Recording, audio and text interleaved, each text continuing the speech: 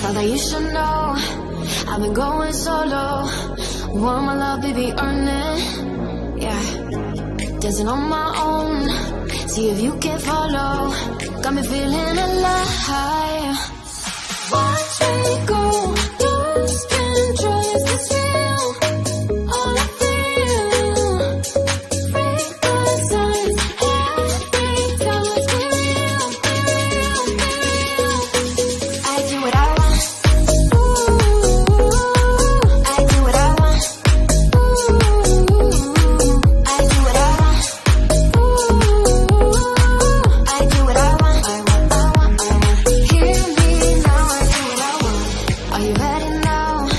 'Cause it won't be easy. Only get what you work for. Gotta go all out. Whenever you see me, don't be wasting my time. Watch me go, lose control. Is this real? All I feel. Break the signs. Every time let's be real, be real, be real. I do what I want. Ooh, I do what I want. Ooh, I do what I want. Ooh, I do what I want. Hear me now. Watch me go, lose control. Is this real? All I feel. Break the signs. Every time let's be real, be real, be real. I do what I want. I do what I want. Good morning. What's new, pussycat?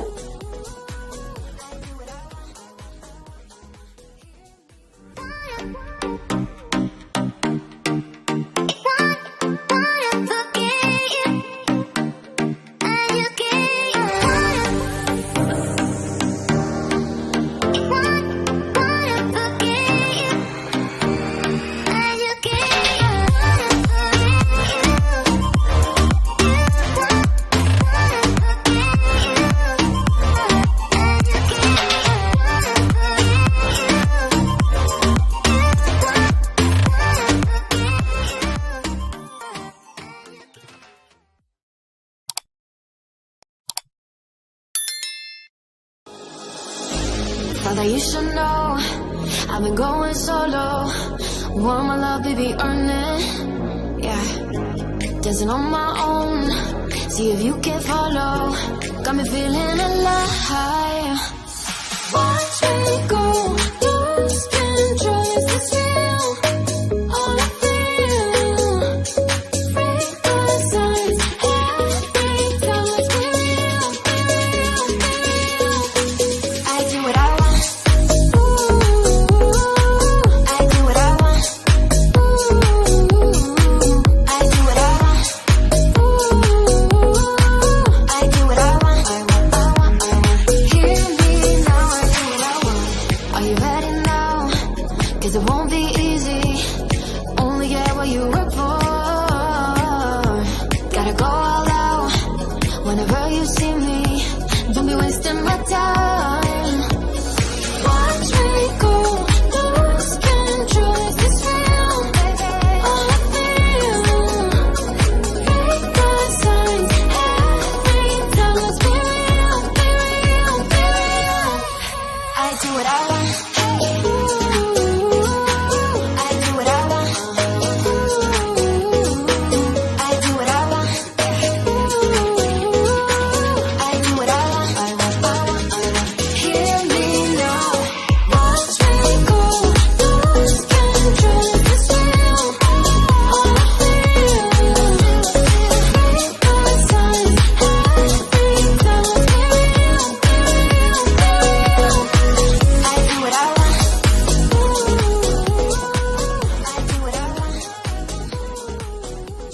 Good morning.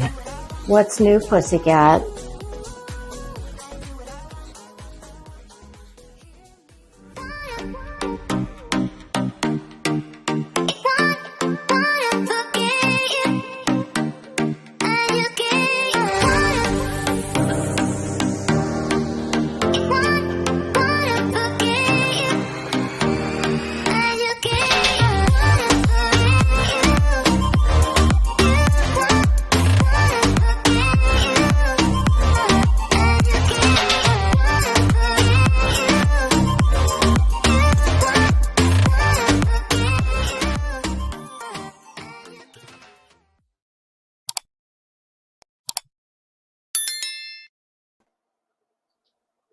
Well, it's not coffee beans, but how are you?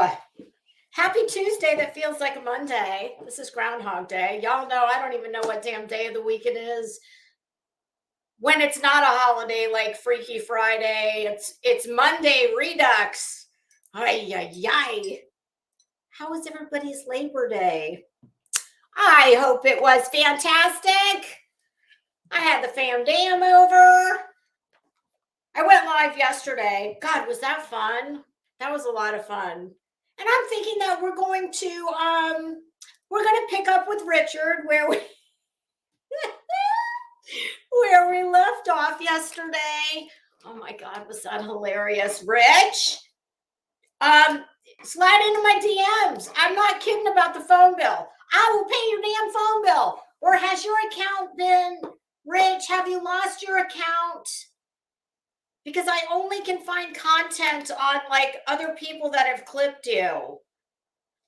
Rich, we can make this work, okay? I hope you come up with a new name. And I'll pay your phone bill every month. It'll be a win-win. And I mean, maybe you'll be able to get, what was that he wanted? He wanted an iPhone 11 Max Pro, motherfuckers. Of course, I said, where the hell are you going to get an iPhone 11 Max Pro for $450, Richard? Richard.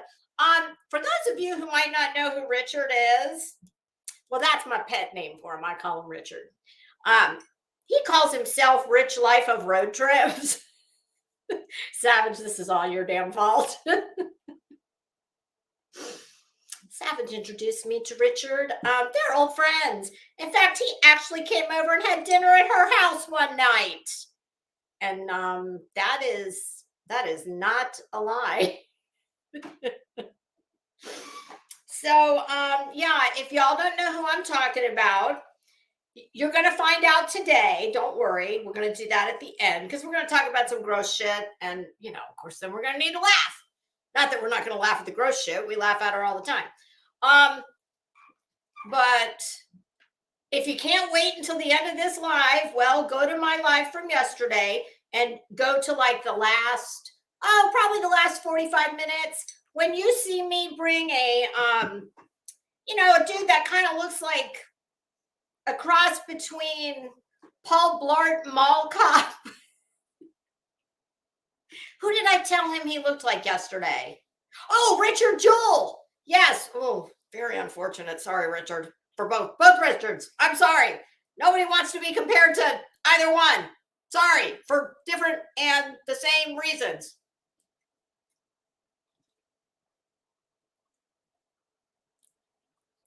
Ange Carter. Well, we are friends in real life. We're friends in real YouTube live. Listen, unlike Betty, who likes to make people cry, I like to make people laugh. And if it's at the expense of some complete wretched asshole, all the better. Oh, goodness gracious. Y'all, I'm going to need you to put up the red flags if this stream turns Janet Jackson. Y'all know what I'm saying? I bought this damn dress when I was on vacation, okay? Much like the top, same store. Last one left. Didn't try it on. You know how I try things on? I take the hanger and I stand in front of the mirror and I'm like, yeah, that should be fine. I'll take that too. Well, there's a reason that sometimes you're supposed to try things on. And sometimes it's not only because it won't fit, because this is too big. But it certainly looked, when I tried it on the hanger, it looked like it would work. And I can make it work. Except for the very small problem that had I tried it on, I would have known. There's supposed to be a snap that keeps this a little bit, confined. Well, the snap, part of it is there. Unfortunately, the other part is poof, gone. So I've done my own version of alterations, better known as the safety pin. But there's only so much dress I can get in the safety pin itself. So I think everything's going to be fine. But just in case I have a Janet Jackson Super Bowl moment, which I promise you, Justin Timberlake is not going to come dancing through the threshold behind me and start singing Bringing Sexy Back. That's Molly's job. Molly is bringing sexy back. That was always when she was still here, that's how I always referred to Molly. I'm like, Molly bringing sexy back. Speaking of bringing sexy back, now I hate it when this happens, but it does happen sometimes. Now, those shoes that I had on this morning, those Prada sandals, they matched perfectly, super cute sandals. Y'all are going to laugh when I say this, but in a dress like this that's got a lot of volume, those heels were not high enough. I mean, for a normal person, they were like quite high. For me, I like to be a little taller. It's not about being taller, because I don't want to be taller. I'm very happy where I am. My very diminutive stature. Me and Napoleon. I think we might have a thing or two in common.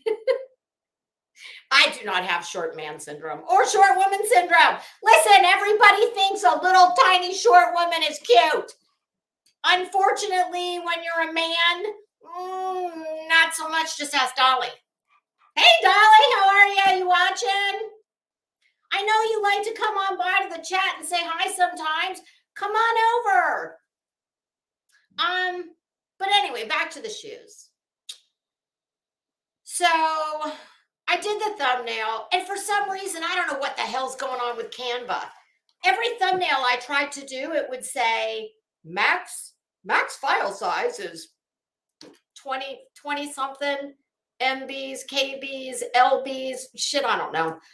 All I know is all of I was using their YouTube thumbnail template no less than 8 times. I would go to create live and it kept saying file size too big. I'm like, what the hell do you mean? So finally I just gave up. I said, screw it. Maybe it's the little cartoon image, but I've been using those for days and they've been fine. So when I finally got one to work, I was then on the time crunch. I was like, well, shit, when I scheduled this, 11:30 would have been fine, because I didn't know I was going to be dicking around on Canva trying to make a damn thumbnail for 20 minutes. So I lost, listen, I'm not a person who likes to be rushed. I'm never late. I don't like to be rushed, and I'm not ill prepared. That's the kind of shit that will give me anxiety, okay? Even though, yes, this is just YouTube, and I mean, come on, unlike Betty, I don't think I'm fucking Diane Sawyer or Oprah or, you know what is so crazy? I actually thought something yesterday about Betty. I was like, oh, this is where we need to see this raggedy ass bitch go. And hand to God, I go to pull up her video this morning, and she is in the very place I was like, if you could arrange it, could you send her there, please? Because they ain't going to play with her ass. And if you said Polk County and Sheriff Grady Judd, you would be correct. Well, listen, since you're listening, you know I've been wanting that Porsche Panamera for quite a while now. You know, what is that they say? Manifest it. Well, I manifested Betty's raggedy ass into Polk County, hoping that Grady Judd's going to come and give her their damn smackdown. So, I made that happen. I think we can make this Porsche Panamera happen. I prefer black, but any color will do. Back to my little problem. After I finally got the damn thumb load to up now, and now, what did I just say? The thumb load to up now. See, I'm talking too fast. See, I have the opposite problem a lot of these idiots have. My brain goes faster than my mouth sometimes. They have the opposite problem. But anyway, I wasn't quite sure that I did want to wear this. I thought, gosh, should I go change? Because I don't want to be doing that the whole time because that's very annoying. But then I thought, oh, see, I can never do that. I can't just go change. Oh, no. I should take a picture. I'm going to take a picture in my guest room. I have a garment rack in there that actually has things I've already sorted out that I know fit, and I like the way they look. So that when I want to do one of these, I don't have to go through the big closet. Like I can just go in there and I can just pull shit off this rack. Well, I don't put things like t-shirts on there, and that's what I would have changed into. But I thought, oh, hell no, nope, nope, that's not going to work. You're going to get all kerfluffled and just deal with it. Get a safety pin and hope for the best. But I thought, you know what? But these shoes are not right. I don't feel comfortable. I need to rethink the shoes. So I opened up the closet and I looked to the right and I was like, damn, I didn't see you sitting over there. I know. No, you didn't do anything to make me mad. No, I swear, I like you a lot. I know. You're just one of those things I never think about. I know. Today's going to be your day to shine. Well, not really. You missed your big moment.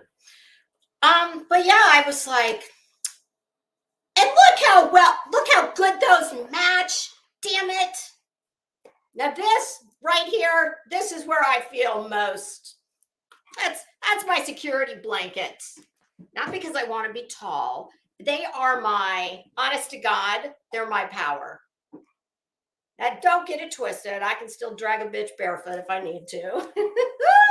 But there really is something. Listen, it's not just a cheesy saying to sell cocktail napkins. Give a girl the right pair of shoes and she can change the world. And I may not be changing the world, but I think I can certainly rock one or two, if even for a little short amount of time.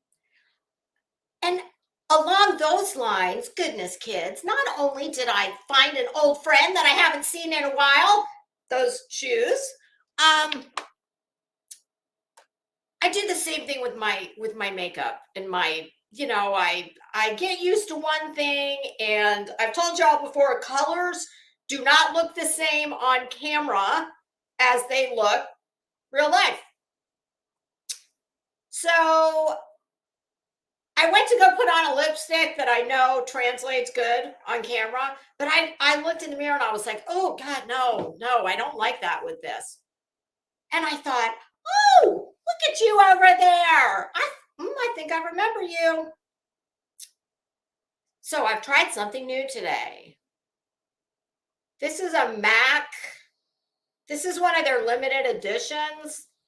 Look how pretty this is. Hi, True Texan. Sorry for you and any of the other boys that may be in here that don't want to hear this. I'm almost done. See how pretty that is? Oh God, don't look at I have to talk to my husband about these tan hands situation. He's going to get fired. No, he's not. So I'm anxious to see how this looks on camera, because this is, it's the prettiest, it's like a neutral. Okay, so enough of that shit. How's everybody doing? I'm going to go up to the top of the class and say hi to the kids. And you guys, I'm really going to try to not just stop on every single, comment and before I get going, I do need to say one thing before I say hello. Crazy Nurse, I just saw your text from yesterday. I have rectified that problem. The hardware issue. And on that note, I'm just going to go ahead and put this out here so that I can save whoever it is because I don't remember the name. But you all in the chat, I'm sure will. There's somebody who's, relatively new. And listen, you're welcome to be here. I don't bounce anybody. I let anybody come over here until you are disrespectful.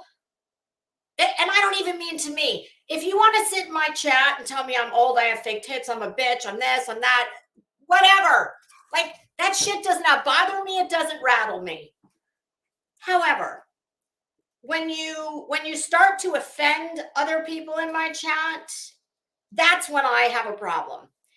And I'm just going to save you a little time, okay? Number one, my religion is none of your business or anyone else's. It is irrelevant to anything I talk about. And I'm not a particularly, as I've said before, I'm not a particularly religious person. I believe in God, but I don't have to go sit in a building on Sundays to do that. And I don't care what anyone else's religion is. Just do this. Try and remember this. There's an old motto. It's worked for, centuries. And that is, in polite company or, ill-mannered, rabid assholes, like, a lot of them are running around here. Whichever part of society you happen to find yourself in, well, it's not polite to talk about religion, sex, or politics. And I rarely will talk about any of those. Okay? So, and the other thing that is entirely, like, I'm just trying to save you some keystrokes. What my husband does or does not do for a job, it's irrelevant. My husband, you have never seen my husband. I have never uttered my husband's name, nor will you ever see any of my family. And I have never uttered any of my family's names for a reason, okay? And just because some people make their channel a family affair, well, that's great. People are free to do whatever they want, but I don't do that. And honestly, it's just very bizarre to me that anyone would go to anyone's chat. And like, are you really that dense that you think it's appropriate to not only appropriate, but that there's some like chance I might answer? What? Someone is very curious about what my husband does for a living and how much money he makes. And here's my answer. None of your business and plenty. Okay, there you go. So moving on. All right, kids, I'm going to say hello to everybody. And then we're going to have some laughs. I mean, I think we've already been having some wah, wah, wah. That just took it right on down to like, but I'm sorry. The only reason I'm saying something is because this has happened multiple times. I've ignored it until yesterday when it was really like strange. And we're just not going to discuss those three things, okay? Unless that's the topic of the show. And it's not. And when people that come here all the time are bothered because of the obtrusive nature of the questions, well, then I have to address it. So, Brick with Eyes, how are you? It's nice to see you. Crazy Nurse. Good morning. And I know you know what I was talking about, right? Of course you do. Do what you need to do whenever you need to do it. Hey, Grain, how are you? Grain out there building housing for, she's like the Habitat for Humanity for the fairy community. Oh God, Grain, if I could do a fraction of what you do, good Lord, I would never sleep. Hi, True Texan, how are you? Sorry about all the girly crap. Blank Slate, how are you? Hi, Liz, how you doing? It's nice to see you. Marcy, how are you? TT the Good Tiffany. Kathy P's in the house. Hey, Ange Carter. Hi, Kit. Kit from way across the pond.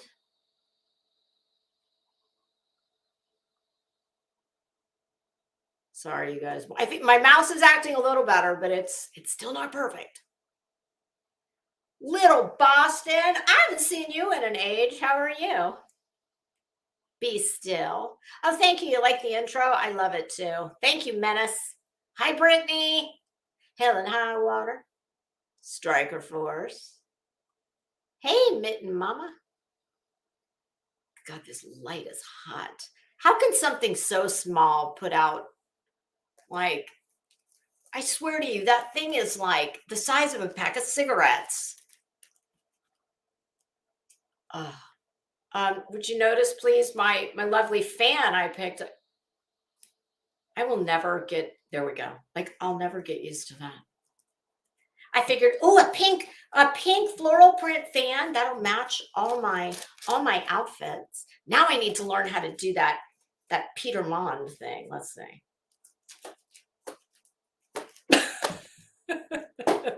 Oh, that was embarrassing. I have a backup fan. Don't worry. Wine, crime, and mayhem. Good morning. Yes, it's Tuesday. It is Tuesday. Kelly under chandeliers. Oh, I love that pretty avatar. Gina Diamond, how are you, girl? I hope you had a good Labor Day. Just a YouTuber. Aren't we all just, what was that song? Van Halen. David Lee Roth. Oh my God, do you remember him? I'm sorry, don't lie. You know you thought he was hot back in the day. I'm talking back in the 80s. Hello. Just a Gigolo. That was the song. Just a Gigolo. So Flo Mama, how are you? Girl, did you do some good Labor Day shopping? I didn't buy much. I bought a couple blouses. But there were a lot of good sales. And of course, then they'll all, when I go to check my email, which clearly I haven't checked in a few days because this morning, the preview on my iPad said I had 947 emails. And you'll get all of the stores, they'll want that one last final push. So you'll get at least half of them will send emails saying, one more day, last chance for Labor Day savings. I think Labor Day, one of the holidays, it's either Labor Day or Memorial Day, is the biggest furniture shopping discounted day. And it's one of those. I don't know why, but it is. Pussycat. Ange Carter. You like when I say, what's new, Pussycat? I bet you can figure out where that came from. Hey, Zen. How you doing? Oh, Zen's going to make people beautiful. Virgo away.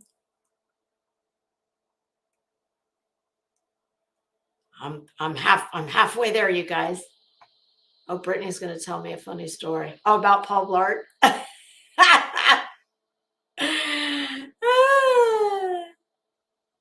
Okay, wait a minute. I can't let this one pass by without asking a question. Gina, she had nice boobs. LOL. I remember seeing it live when I was a kid. I couldn't believe it. Oh, you're talking about Janet Jackson. Yeah.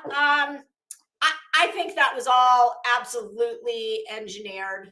I think that was it. Yes, honey, that's where the term, you watched it when you were a kid. Oh, goodness. Yeah, I'm probably old enough to be your mom. Yeah, that's where the term wardrobe malfunction, that's where that came from. Because the following morning, when everybody was scared to death that the FCC was going to lay a huge fine on all of the players, not the football players, but Janet Jackson, Justin Timberlake, I think even the broadcast company, whoever it was, but of course, whoever owned the network that was broadcasting, well, of course, he has lunch with the head of the FCC. So it was like, listen, I know, say no more. It won't happen again. And I've sent a lovely, the missus, she sent an edible arrangements for fruit basket over to your house. Oh, yeah. That bitch Crimes and Fashion? God, she said that all you have to do, no matter what your sin, send a fruit basket. It, makes it all go away. Yes. Yeah. Oh, I did. I used to send Prayer Garden of America. She did so much for my channel back in the day. I said, PG, my God, I need to send you an edible arrangements fruit basket. Along with a muzzle. Yes, that's what I needed to send for PG. Runs with scissors. Oh, do y'all, at some point, I want you to tell me who your favorite pimp is in the opening.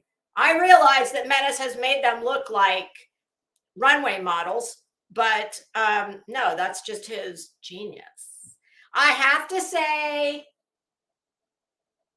I don't know. It's kind of hard for me to pick a favorite, but I've got a couple. But I want to know who yours are. Kathy P, I said hi, didn't I? I think I did. Heather B. Beachy. Crazy Nurse, I swear to you, yesterday, I was absolutely thinking to myself, because what I'm going to pull up of Betty playing, it's like, do you think you're fucking Jim Cantori at the Weather Channel? Like, what are you doing? My God.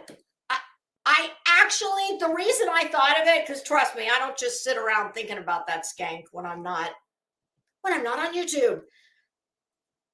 I was scrolling through the queue, and because I follow Grady Judd, that, his pressers, I happened to see his thumbnail, and I thought to myself, oh, not that particular case of this 16-year-old, but I just in general thought that is where that idiot needs to go. Polk County, go try that shit in Grady Judd's town.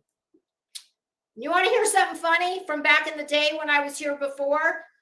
Y'all know who Ernie Shell is. Well, one day Ernie Shell was running around acting like he and Grady Judd were they were like this, like personal friends. Oh yeah, you know how Ernie is. He's the carnival barker, but he's got the gift of gab. So he has all these old women out here convinced that he's saving the world, making it safe for old biddies, little children, and everything in between. And he was, laying his line of bullshit down and talking about Grady Judd. Oh, yep, heading off to Grady Judd's town. We're gonna do some, whatever that bullshit thing was. He used to say he was the head of the Justice League, right there with, he's in the Marvel lineup. So when I did a video that day, I thought, well, my goodness, Grady or Ernie, I didn't know you knew Grady. The next time I see him, I'm going to tell him that I know you. Well, kind of know you.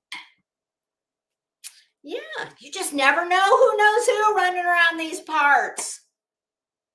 So yeah, I just think it's great that Betty's gone to Polk County. Something tells me that she got on her broom and flew out of there pretty quickly. I have a feeling she won't stick around long enough to meet Grady. But I'll tell her the same thing I told Ernie. Do you know him too, Betty? Because I'll be sure and tell him you said hi next time I see him. Oh, yes, Betty.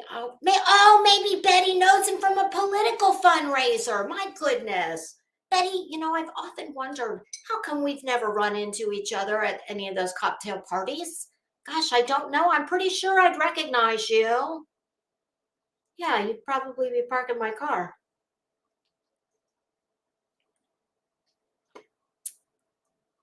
Oh, goodness. Hi, Running Bear. Running Bear, did I say hi? I can't remember. I'm old. I'm sorry. So that means some of you I'm so sorry I'm going to completely miss. Some of you I'm going to say hello to 3 times and not remember the previous 2. Oh, y'all, this is why I am not. Oh, what the hell did I just do? Oh God, I just yeeted myself for a minute. This is why I cannot watch the chat when I actually get going, because y'all, you'll have to move in. I'll have to be like Betty and do a live feed 24/7 for every time some thought rolls through my bleach eaten head. Hi, Marie Duffy. How are you? Hi, Ellie. How you doing? I haven't seen you in a while. I saw you yesterday, but yesterday was a little crazy. Yeah, we're gonna touch on that briefly. Yesterday's cray. I'm sorry, y'all. I'm so behind. Okay, I'm almost there. Deanna, Cece Jones, Glenda. I think I said hello to at least 2 of you before. All right, I'm scrolling faster. I'm trying not to read anything except the names. Damn it, it keeps refreshing. Come on, mouse. I swear I'm ordering a new mouse and keyboard as soon as I'm done here. Emmy! Hey, girl! You're on a break? Okay. I was gonna tell you, don't worry. I'm picking up the slack while you're at work, like all the normal people.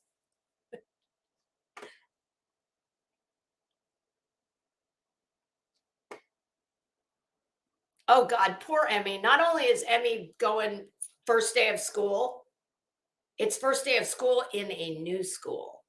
May the force be with you. You will be great. They will love you. I'm sure they already do. Well, they hired you, so of course they love you. All right, I'm scrolling faster. My God. Hey, Julie, how are you? That reminds me of being on the playground, that merry-go-round.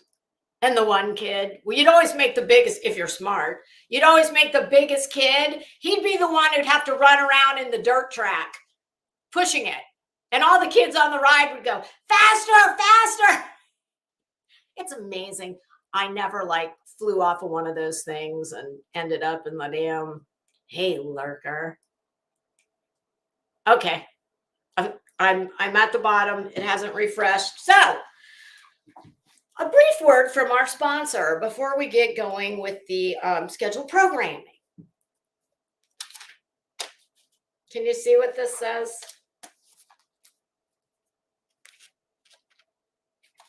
My writing's bad, but that's fairly legible. That says Constance. You know why it says Constance? Because yesterday I did my own live and I got done and, I walked the dog and came back in and, threw something down my mouth to eat and sat down and saw Queen Bee was live. And I was like, oh, good, because I haven't been, in her chat in a while. And I don't know why. We've just been keeping opposite hours, I guess. And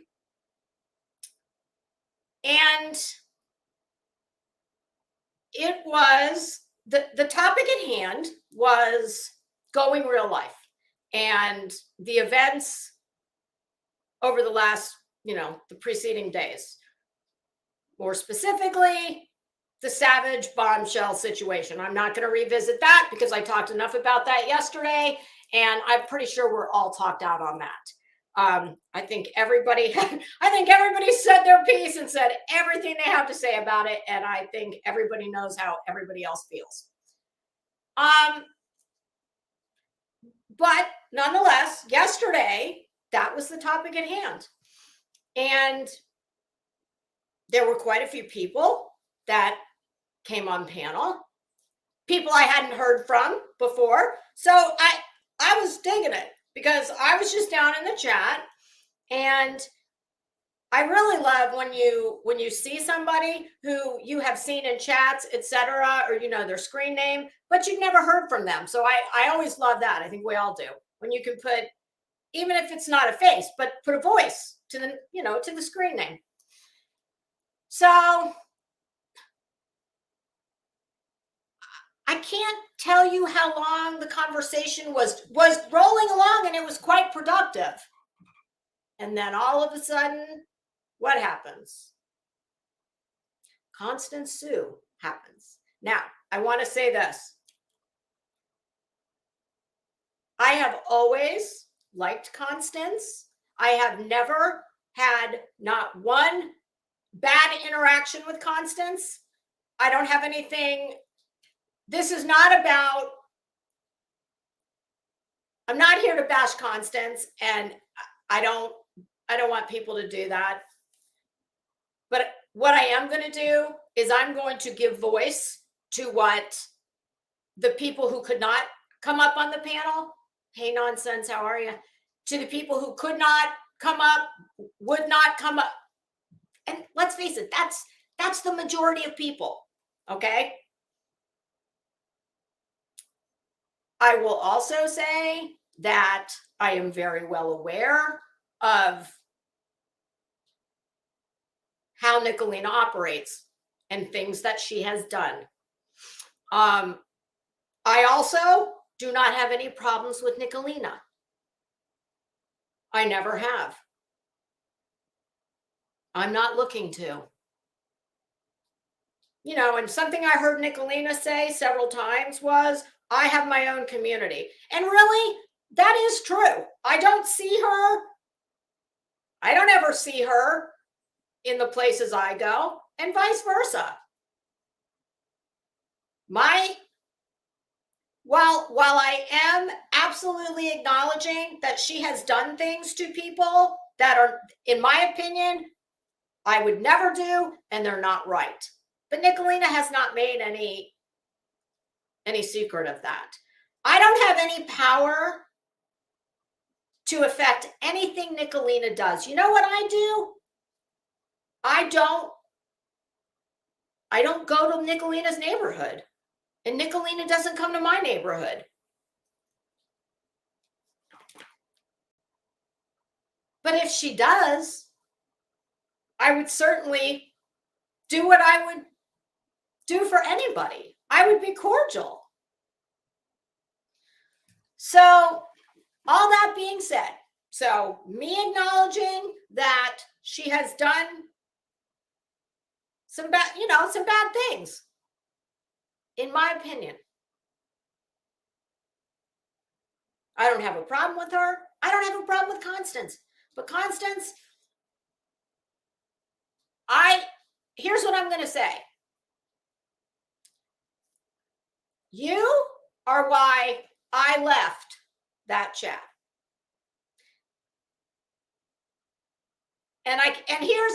Because that's what a grown-up does, okay? When a grown-up does not like, or I shouldn't say doesn't like. When I start to become real irritated I leave. I don't like jump up there and say, you need to stop talking about this because it's bothering me. I can't control what you do. You cannot control what Nicolina does. And so I left because Constance, honest to God, I'm telling you this as someone who I'm really like right down the middle on this. And something I kept hearing you say yesterday, and I've heard you say this many times, it's like a mantra. And that is this. Well, you loved me when I was insert creator's name here. You loved me then.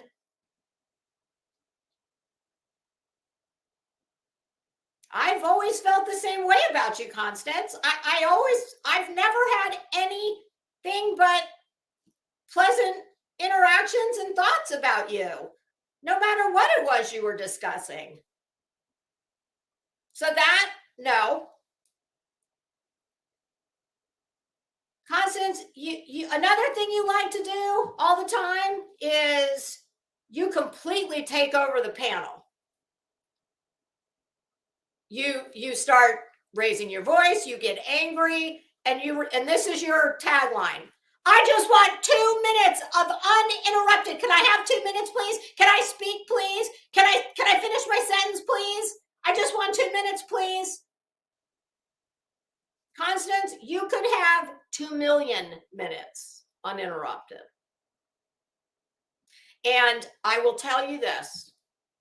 I left that chat. I was gone for at least a half hour. I came back and it was same old, same old. She's still going. She's still at it. And before I left, I typed a comment and it was pinned because I'm pretty sure Queen Bee pinned it because it was exactly what every single person there, with the exception of a few, was thinking. And that was this. Constance, your rabid dissertation, what it's actually doing is the complete opposite of what you are wanting to do. And you are making it very much look like you are the problem in this war with Nicolina. I then came back again. I just fast forwarded a little bit. I wasn't listening to it live. Nicolina came up. You left and then came back again, and I couldn't listen to any more of it. But the last thing I heard was multiple times. I heard Nicolina say to you, Connie, can we just declare a truce? Can we put an end to this? And I have to tell you, I believed her. She sounded very much sincere, like that is what she wanted to happen. And Constance, I think you have lost all perspective. What you want to, another thing you like to repeat over and over and over and over, it's a mantra. And that is, I have to document this. And when you stop your fuck shit, I'll stop documenting. Constance, you need to log off for a few days, a few weeks. You need to, I think your intentions are good. I think they were good when this started. I think you've lost all perspective. And I think this has become, you know, that expression, be careful what you, what is it? Don't become, be careful you don't become what you hate. And I don't even know if hate is the word. That's just for me on the fly, lack of a better term. And Constance, I have watched you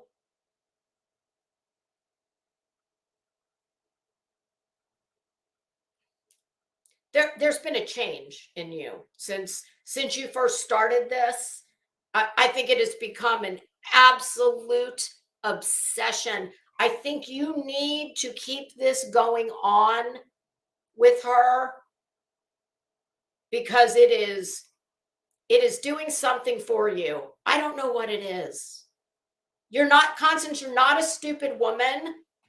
You know that what you're doing is not going to change a damn thing. Nicolina does. Nicolina's going to do whatever she wants to do. And you documenting it or not documenting it isn't going to do a damn thing to change any of that.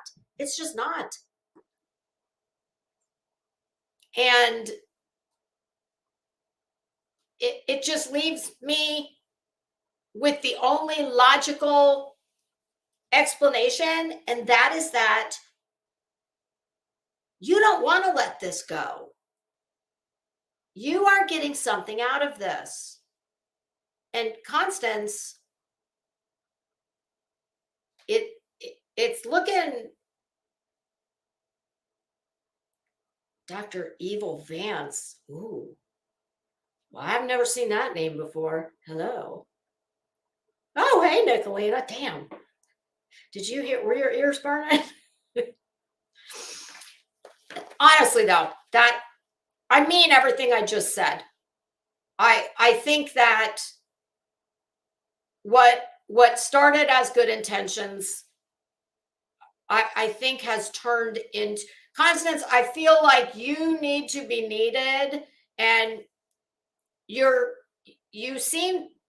want to like you want to fight other people's battles for them, and you can't do that. And this is just, Constance, I've never really before yesterday thought that I'm just going to stand by what I said. I'm starting to think that you are the problem in this, in as much as not being willing to let it go. I heard her ask you many, many, many times with what sounded like sincerity to me. I mean, obviously the proof would be in the pudding, but Constance, I'm telling you right now, I'm not the only one who's thinking this, okay? I'm pretty sure 95% of people are feeling like this. You've got to Constance, you've got to lay this down, okay? I've told you before, and this is how I'm going to end it with this, talk about this.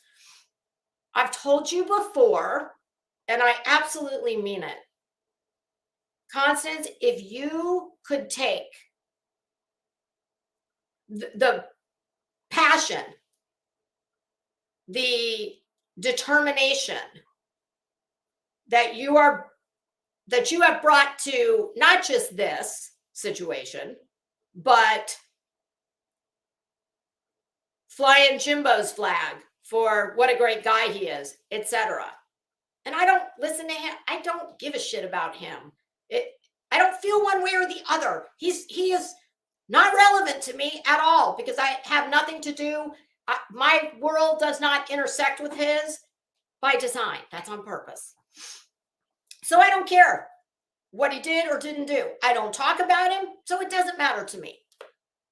But if you could take all of this and put it towards something that you could affect change for someone in a really real way in their life, my God, Constance, you could really do something good for probably lots of people. But this has left the boundaries of normalcy. You don't need to document anything else or document every day of your life. Do what you got to do. But Constance, this will eat you up inside. It will. And you're just spinning your wheels.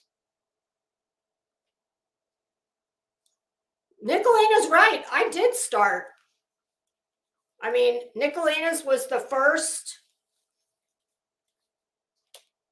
I think she was one of the first chats. Well, I don't know if she's one of the first chats, but that was one of her channel was one of the first places where I really started, interacting with other people. So I don't think you're going to take my advice, Constance, but I wish you would, because honestly, it's not productive. It's not good for you. And Constance, I don't know how it ended last night, because like I said, I left. I just couldn't take it anymore, Constance. And that's another thing. It drives people away. It truly did. I mean, you sound like a child. Can I have my 2 minutes? Can I just speak uninterrupted? Can I just finish my sentence? Constance, you commandeered the whole friggin' panel, the whole show. It was the Constance show. And how you could sit there and act like you weren't getting your fair time. Go back and listen to yourself. I don't know if you do that. I do. I go back and listen to every single live. And then when I hear things that I say or do, and I'm like, oh God, I try to fix that. I mean, if you don't ever do that, you got to get out of your own little box that's, I guess, cheering you on with this. But I can tell you this, Constance. People where I started, Nicolina, and several other people, I've never had an issue with any of them. And I'm not trying to now. So, and I'm not discounting. We all know there's been things that have been done that are not good. But when someone reaches out in what I'm pretty sure everybody except you and maybe a few other people thought was, and somebody tell me, honestly, because I didn't continue to listen, so I don't know what happened. The last I heard Nicolina ask at least 10 times, can we end this? Can we have peace? And she wanted to do her diatribe. And Nicolina would say, it's a yes or a no question. Can we do this? It's a yes or a no question. Can we do this? I don't know how it ended up because I couldn't take it anymore. I was just like, ah. So did she accept? No. Okay. I'm seeing no. Well, Constance, I'll tell you what, at this point, as far as I'm concerned, it's on you now. We all heard it. There was almost 1,000 people in there. And we all heard her ask you repeatedly. Now, I know what Constance would say. She didn't mean that. She's just saying that to try. Constance, I would, I see a scenario where it's going to do one of these. And, you're going to do the work. You're going to do all the work for your detractors.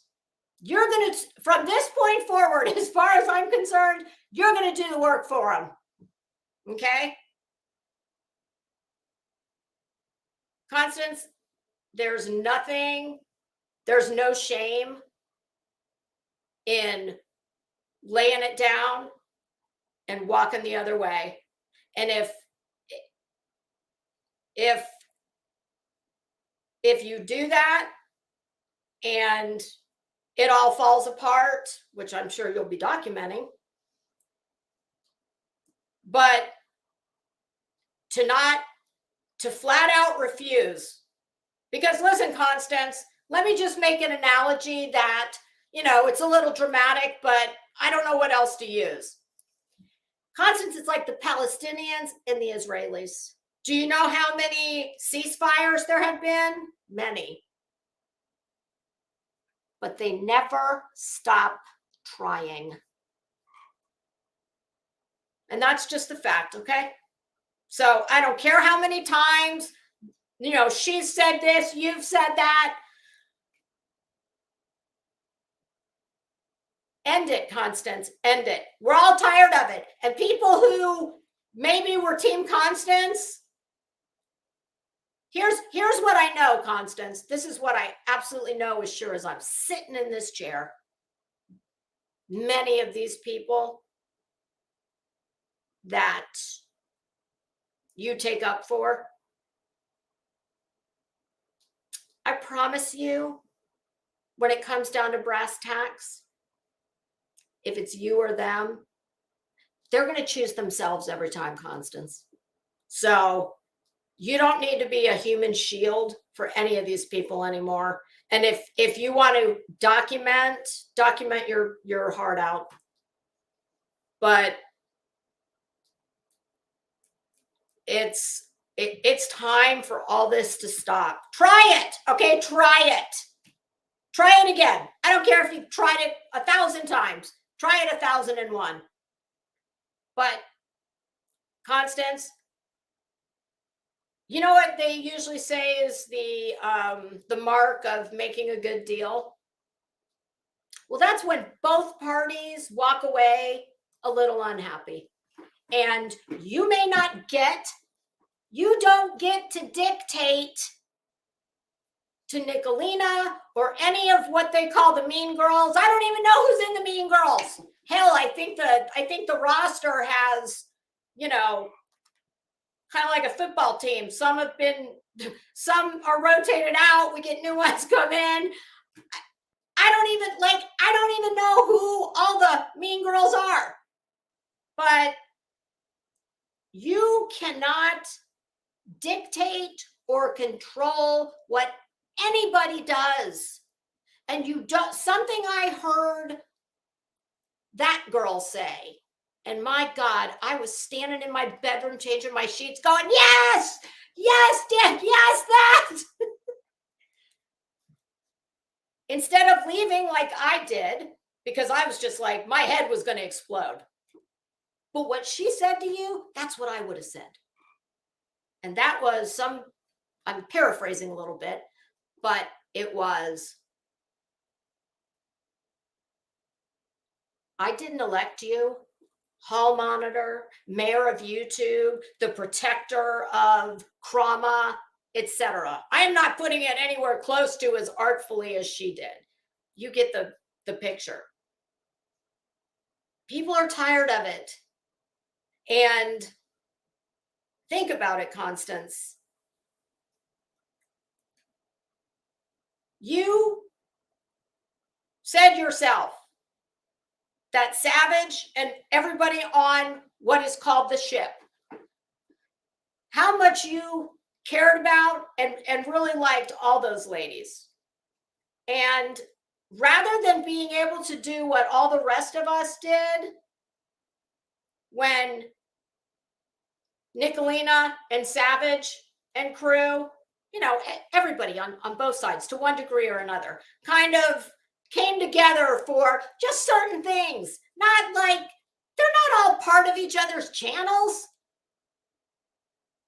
But instead of just keeping it zipped, and if you don't like it, you just don't go when they're all together. But instead, you wanted to just like browbeat everybody into how can you blah, blah, blah, blah. Constance, my God, could you like get into reality here? This is fucking YouTube, okay? You do understand how this place works, right? I mean, I figured it out in about 2 weeks. you're just gonna love somebody today, and they're gonna love you back. You're gonna be thick as thieves. And then just give it a little time, and something's gonna happen. And one of the parties is going to, do some version of, let's just say, sell the other one out, because something better comes along. Oh, I have an opportunity to make an alliance with this person, and I could make some money. I could get my channel shown. This is the name of the game. I understand hurt feelings when it happens because it's happened to me. But it is the nature of the beast. It's how this place runs. It's going to run this way, whether you're here, you're not here, I'm not here. That's just the facts. I mean, I try not to be a duplicitous person. I'm not a transactional person.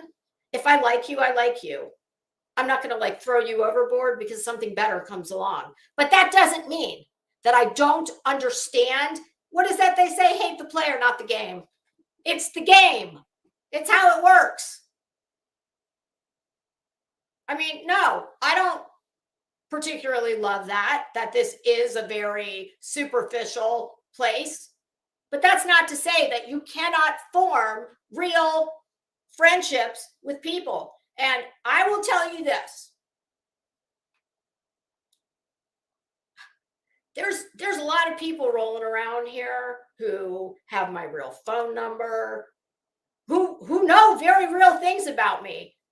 Now, knock wood, do you know that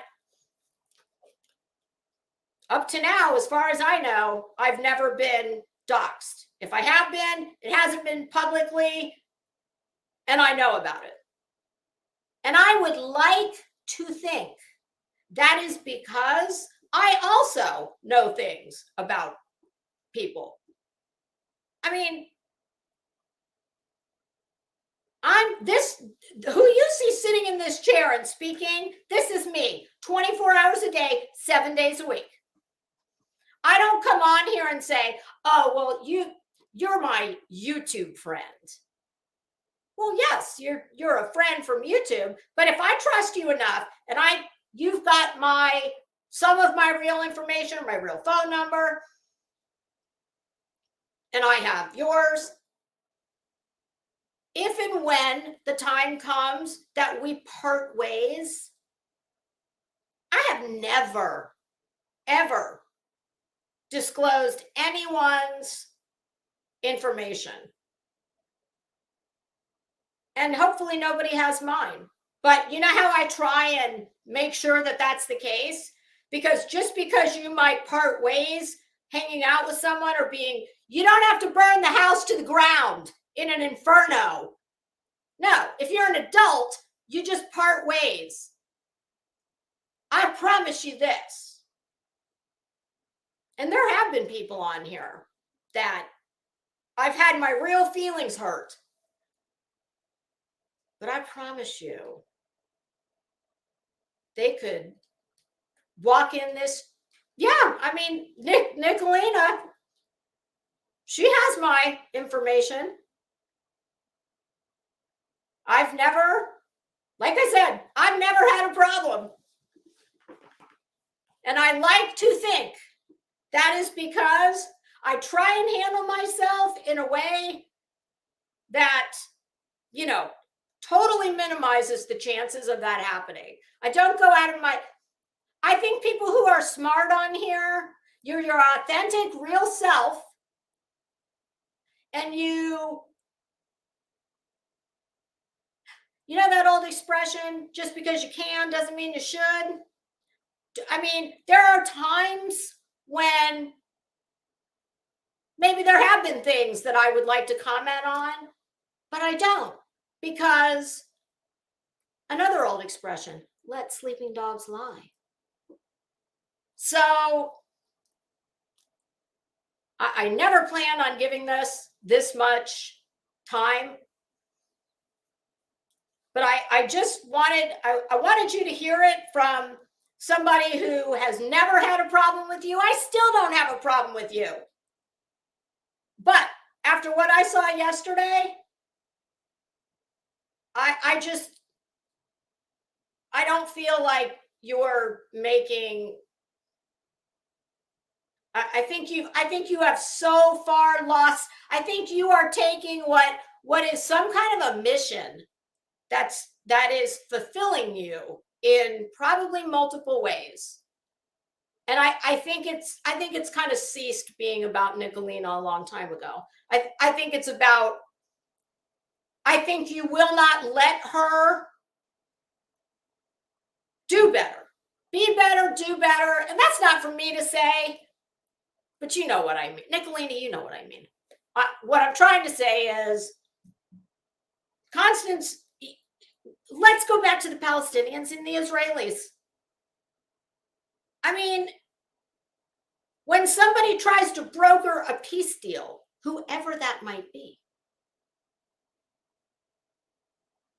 I mean, do you think he doesn't have to look at both of them and say, yes, I know, I understand.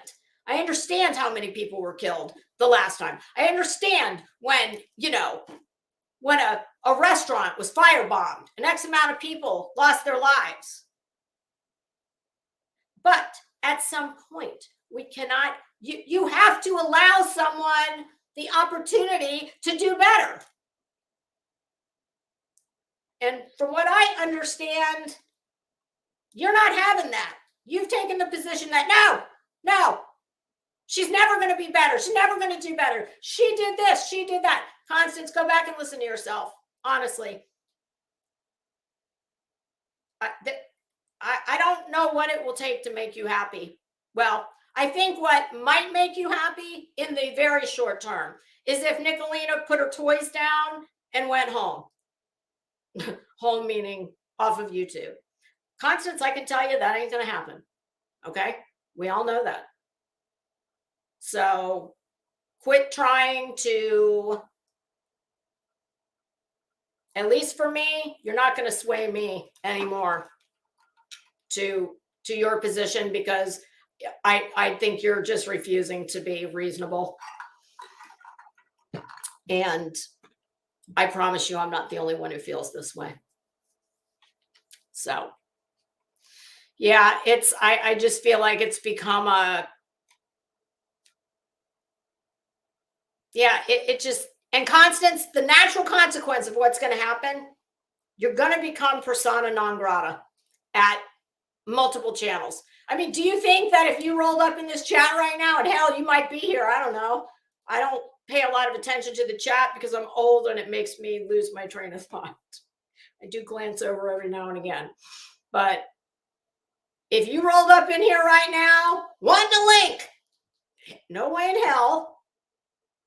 And I really wouldn't, I mean, I hate to say that I wouldn't want you here, because if I thought you were just going to come and have fun, of course, but that's not what it would be. And Constance, this was surprising. So when I came back the second time, so somewhere in between the first time Nicolina came on, Constance stormed off, Constance came back, Nicolina asked, I don't know how many times, more than I have fingers to count, can we just end this? There was a hashtag, I can't even remember. When I came back, either the second or the third time, I had AirPods in. The other time I was in front of the TV watching. Well, my goodness, you would be surprised the things that you hear with the AirPods that you don't hear on the TV. And Constance, I'm here to tell you, I know B. Tim was one. Sorry, B. Tim. And a few others. And that is this. This is what I heard. Just the sigh of exasperation because they knew what was coming. Hell, I think you even made Ellie raise her voice. So, yeah, that's Constance. That's what's going to happen. You're going to start becoming persona non grata. And not because people dislike you, Constance, because I don't dislike you. But I think that there is something innate within you that God, Constance, you could do so much. Honest to God, you really could. You could accomplish. Forget about drama, crama bullshit. My God, go take that passion and that voracious. Constance, you have tenacity. Nobody would dispute that. Go take that where you can take that tenacity and you can affect some kind of meaningful change in someone's life for the better. This is supposed to be fun, Constance. You're not having fun, okay? I don't even go to your channel, but because I don't want to hear this night and day. It's not because I think you're a terrible person and I don't like you. That's not the case at all. But it's like, listen, I can find enough. If I want to be pissed, I watch Betty, which is exactly what we're getting ready to do. Betty, this is the second time you need to send somebody a thank you note because they've kind of been a human shield for what I'm getting ready to throw at you. All right, kids. So that's it. That's all I wanted to say about that whole situation. And Nicolina, I guess all I would say is don't let her refusal to accept your offer of a ceasefire. Don't let that stop you. I would say do that. And the more Constance goes on with this and you're not engaging with her, I think at some point, hopefully the light bulb goes on and she realizes that she's done a complete 180 on herself. Like, I wish I could, what is the expression? Be careful you don't become what you hate, something like that. So, okay, enough of that. Now, I've got Rich queued up and I've got Betty queued up. Now, I think we'll do Betty first. Now, here's something interesting. This is not the Betty this morning that I was talking about that I planned on reviewing. No, I was going to do the one that burnt toast, the one where she's, oh my God, where she's wearing that god-awful camisole top that she should never wear again. Burn that thing, Betty. I still don't understand. Ugh. But when I went to go pull it up in the other window, what do I see? I see her thumbnail about, hold on, let me see what it says. Live from Polk, 16-year-old died. Betty, my God, you are like, y'all, this is hilarious. I have not watched it except for the first 30 seconds. And as soon as I saw, I was like, oh no, I want my live cold reaction to Betty playing. Well, she's like she's a cross between Jim Cantori, hurricane reporting, and I'm trying to think of Barbara Walters. Yeah, because we can't compare her to well, when I say Barbara Walters, I don't mean in the accomplishments area. No, I just mean, you know what I mean. Hi to the kids that came in while I was talking. He's still in leather. Nonsense. Runs with scissors. I said hi. I said hi earlier. Hi, Liza. Okie Crime News. How are you? Sweet Lisa, where's she? Zoot Zinzibut. Hello. Hi, Denise. Hi, Nicolina. I think I said hi.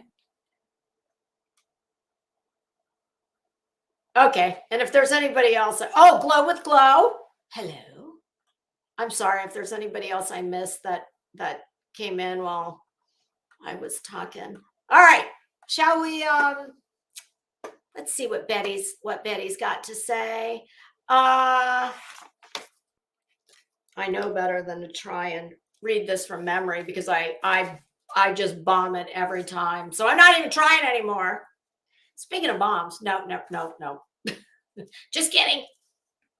Copyright disclaimer under Section 107 of the Copyright Act of 1976. Allowance is made for fair use for purposes such as criticism, comment, news reporting, teaching, scholarship, education, and research. Fair use is a use permitted by copyright statute that might otherwise be infringing. Okay, we are going to do some commentary on Betty's apparently live reporting. Betty, don't you have shit to do, girl? How do you have time to do all this? You better be packing for your court date, honey. Oh, wait, I have to do percent. Duh. What? I always skip the part where you actually, link the link. All right, share screen. Don't worry, Rich. I haven't forgotten about you. All right, kids, here we go. Oh, I hope this isn't a sign. It's buffering. All right, guys, give me just a minute. I got some technical issues going on right now. I don't know. Betty, you got more than technical issues, girl. Are you seriously right now wearing a traffic construction worker vest situation? How many lanyards do we have on? Oh my God, we have at least 2 lanyards on. What, Betty? For God's sake, I've told you about this 100 times. Can you match your damn lanyard? You've got like some kind of weird pastel graphic thing with fighting the traffic cone orange. What is that, reflective tape? Betty, don't worry. You're like cotton candy, white, fried out hair they're going to see that long before they see any like reflective tape. Okay. Nobody can ever make it past your Ric Flair hairdo. Although I have to say, Betty, well, I'm going to need to get a better look. Stand by. Hold on, folks. I have technical issues. Betty, I think the ideal thing to do is to work out your technical issues. Those are the least of your problems. Ideally, you want to work those out before you say hello to your adoring public.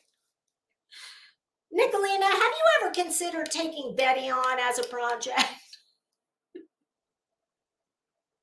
I might have mentioned that at least a couple times last week.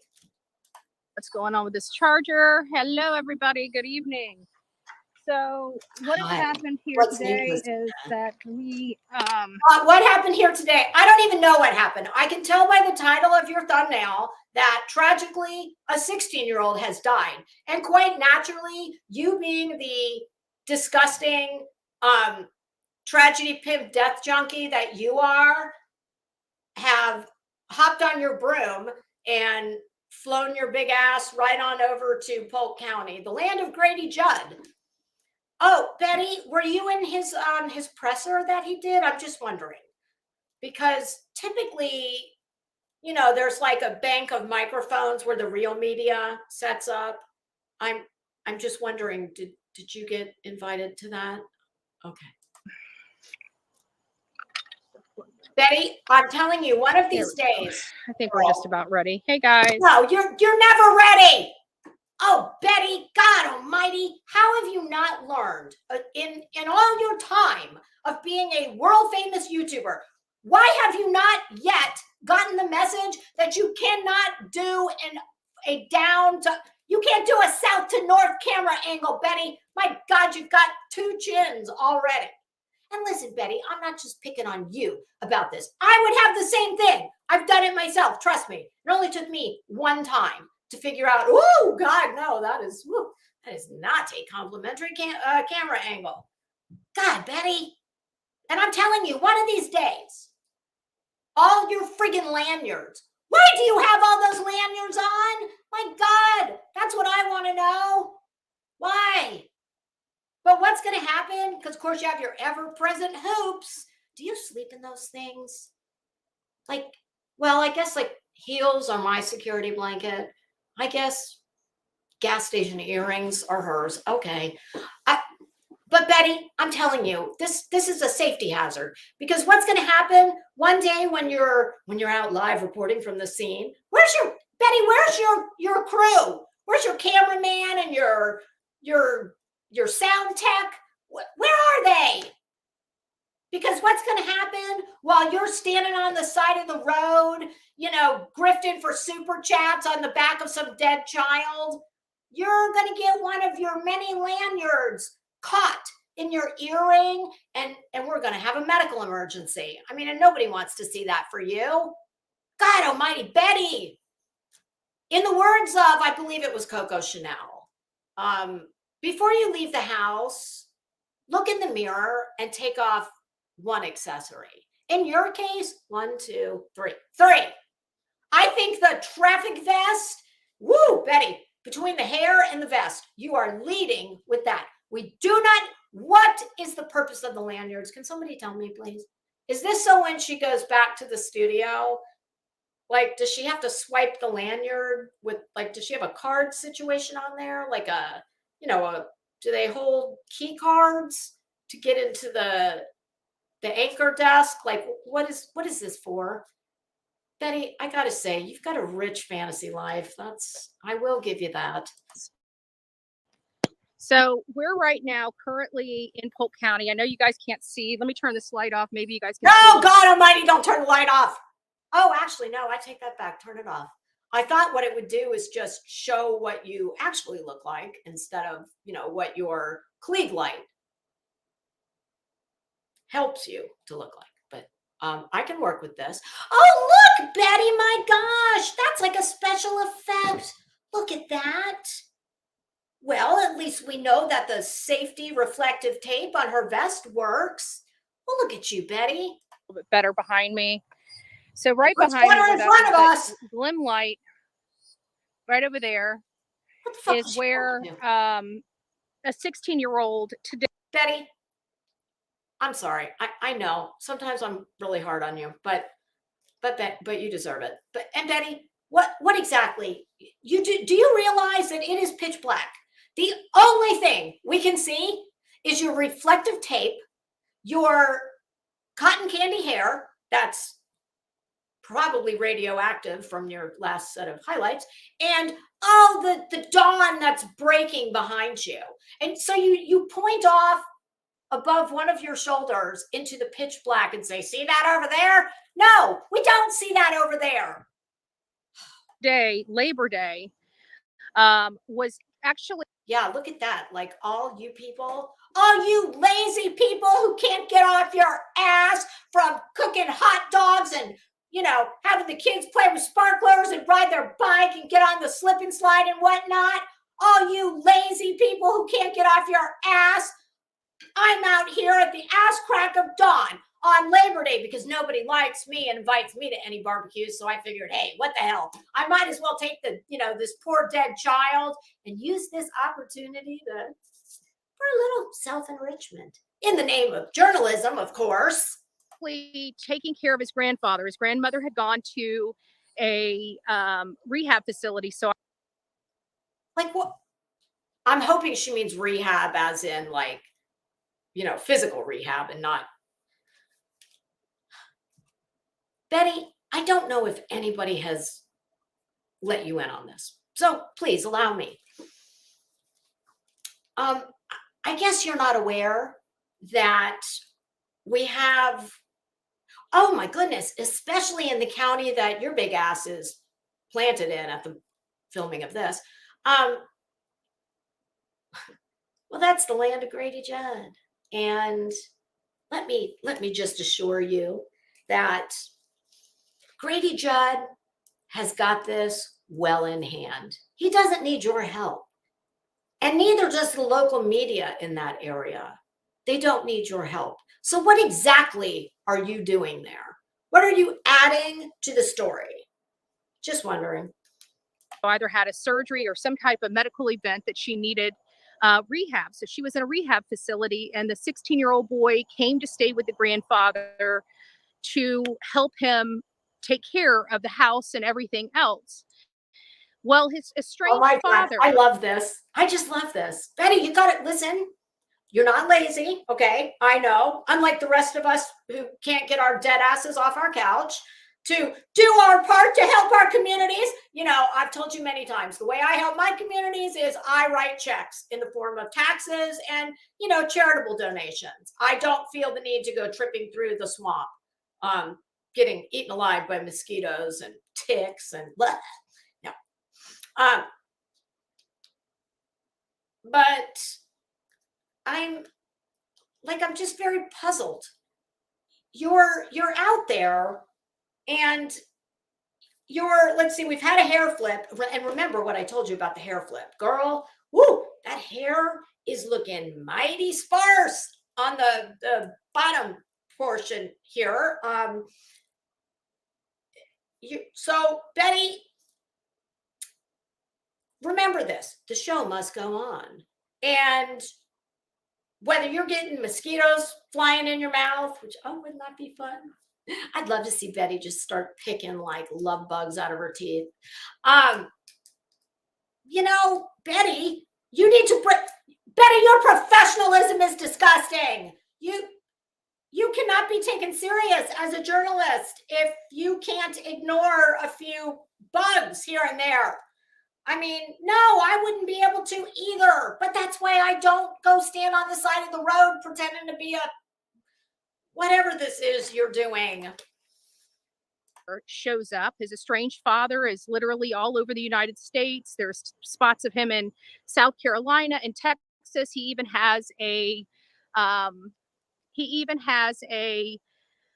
on, spit it out. warrant out of South Carolina for his arrest, but they don't apparently it's a low level crime, so they're not like yours, like the multiple crimes you've committed through the years, low level. Okay, I'm just wondering, and I'm serious, I have not watched any of this and I know nothing about this story yet, but I'm just wondering, does anybody know if the father that she is speaking of, is he suspected of this crime involving this dead child? Because if not, what do you see, Betty? This is why you know why you're not a real journalist. Well, number one, you don't have real media credentials, so there's that.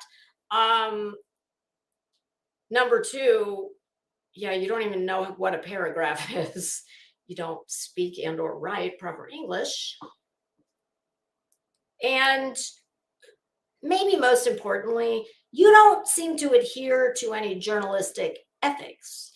You just, you just throw everything at the wall and see what sticks. Much like your hairdresser seems to do with your roots. They are not extraditing. So he could have been in jail, but chose not to. Either way, what he ended up doing is coming to his father's house, which was the 16-year-old grandfather's house. Wait a minute. What did she just say? He could have been in jail, but what? Oh, God. Let me pop over to the chat and see if y'all know what he's talking about. Okay, so the father is involved in this? Okay, so the father is involved. Okay. All right.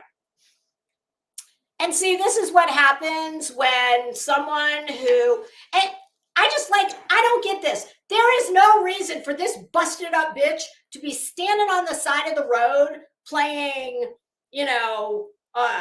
journalist, legal analyst. Betty, you are such a clown. My God, I'm like sitting here looking at that getup she has on. Who the hell would ever hire her? I mean, the idea is to get viewers, not to drive them away. And if Betty told me water was wet and the sky was blue, I wouldn't believe her. I would need to get another opinion. Grandfather needed to leave to go to the grandmother. And while he was gone, the hour that he was gone, he ended up killing the 16-year-old boy right here in Polk County, just right behind me over here.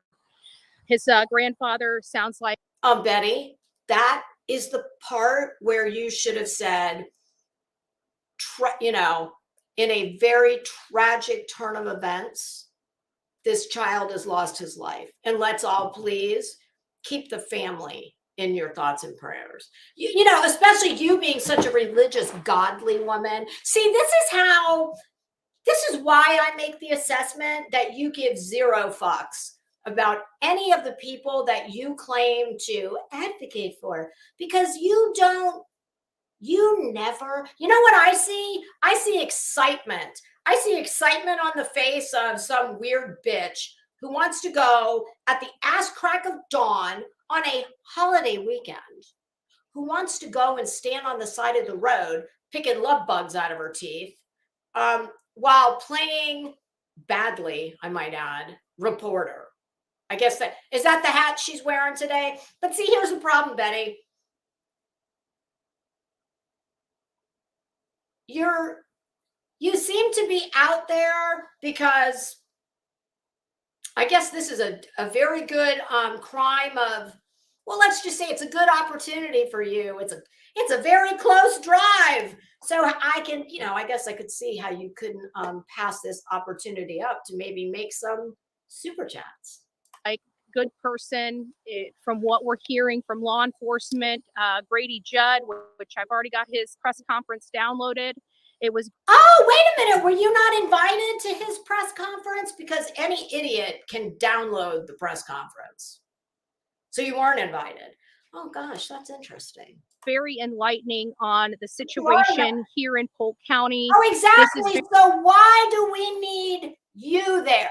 What are you doing standing on the side of the road, retelling badly, I might add, that it is painful to watch you, because I can always see the struggle where you don't seem to be a person who connects with these stories or with victims, because it's always about you. Because in my opinion, this does not come from any place of altruism. No, it comes from selfishness. This is your job. And it, you know, I don't even know this story. And I can make an emotional connection just because of the fact that this is a child that is dead. I never get, see, Betty, that's the problem. You call yourself all these things. Betty, you can call yourself a doctor, a lawyer, an activist, a journalist. You can call yourself whatever you want. The problem is we don't ever see any the things that usually go along with these professions. We don't see any of that in you. I just see an opportunist who has found a way to make more money than she's ever made in her shitty life or is ever going to make. And I think when people die, and all the better if it's just a drive away, I think you see dollar bills. I think your cash register, your internal cash register rings. That's what I think. And that's why, I don't know, you don't seem to have any real emotional connection to any of these very tragic things that you insert yourself into.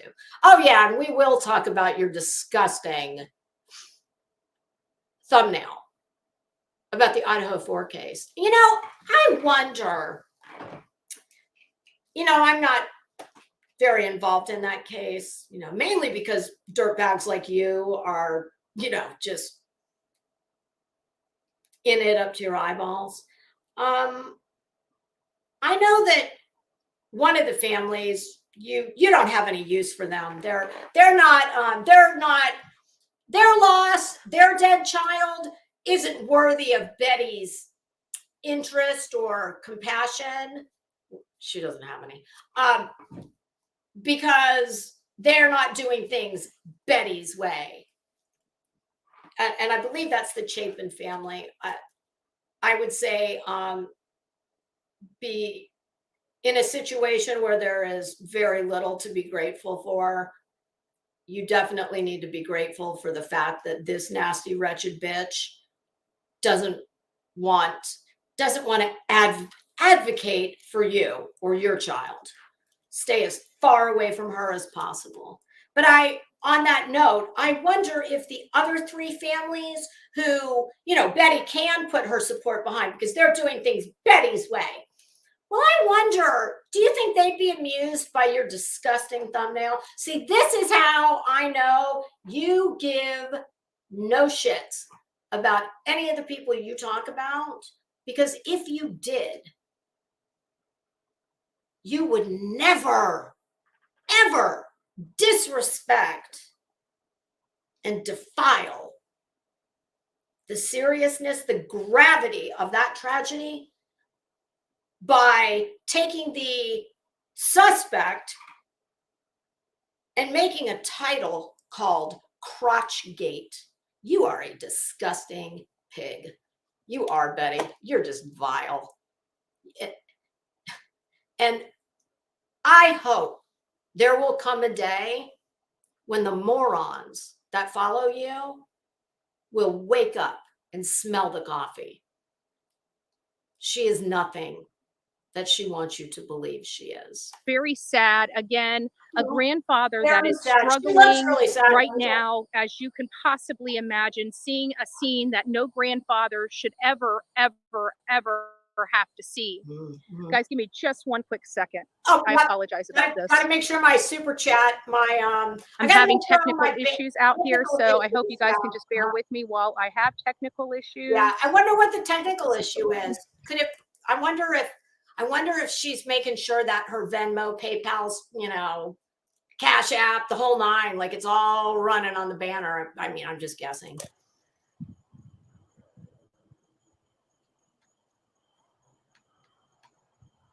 I'm getting eaten up by mosquitoes. Oh, what did I say? Oh, I forgot to check to make sure that we have all of the. Well, you're a moron, because last I checked, you said you are from Florida. We have these things called mosquitoes that, they are most problematic at dusk and at dawn. And Betty, the show must go on, girl. I mean, listen, reporters have stood in the swamps in the Everglades when a plane's gone down, and you're on the side of the road bitching because there's some mosquitoes. Girl, don't you have like how like those weirdo prepper people, I'm sorry, I shouldn't say that. How the prepper people have those, a bug out bag, is that what it's called? It's a bag that contains their essentials. Don't you have like a tragedy pimp briefcase with all your shit?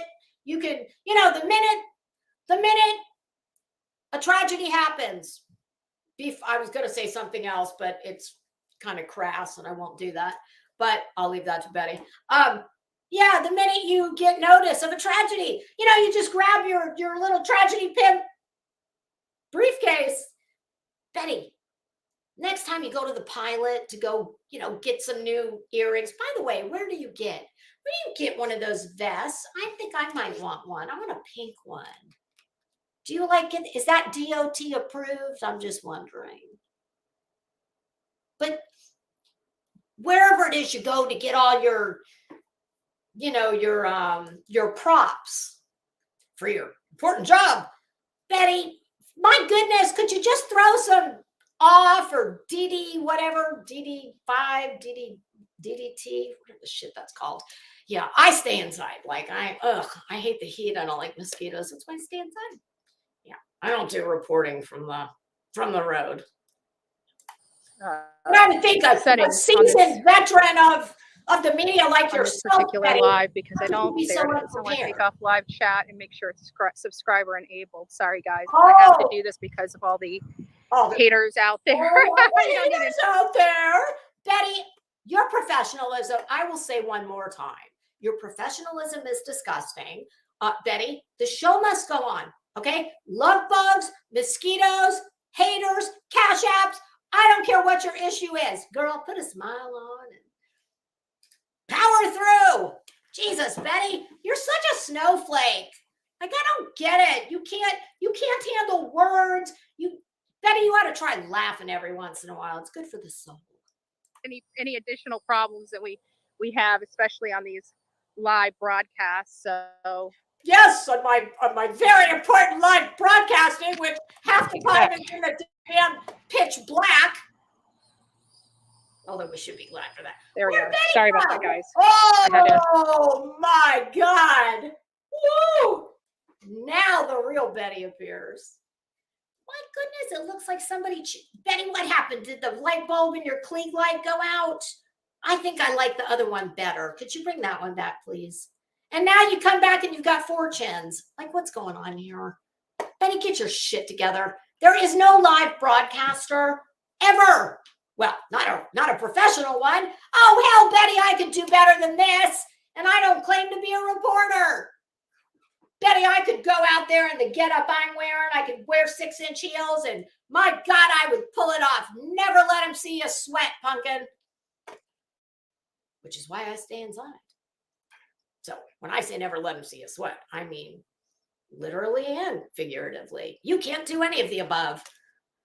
But this, Betty, this is not professional. Our viewers are going to go to Fox or CNN. They don't tune into YTTV to see BHB losing her shit. Get it together. What do you think we're paying you for? Don't make me offer Olivia your spot. Okay. I really, Betty, I had to fight for you. Okay. The higher ups, they wanted Olivia. And I said, no, just, you can't just put an old dog down just because a newer, hotter one comes along. No, we can't do that. I'm fighting for my girl.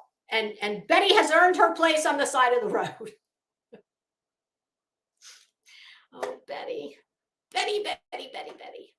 We really, Betty, in the future, the idea is that we get these little technical issues worked out ahead of time. Now, my God, look at you.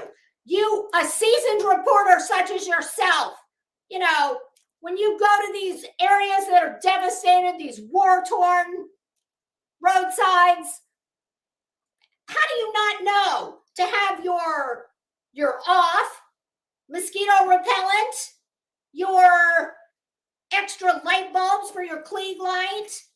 I mean, spare lanyards that match your traffic vest. I mean, come on, Betty. What? You're slipping. Why? What is wrong with my phone? Maybe it's the universe trying to tell you that you should find something you're good at. This is not it.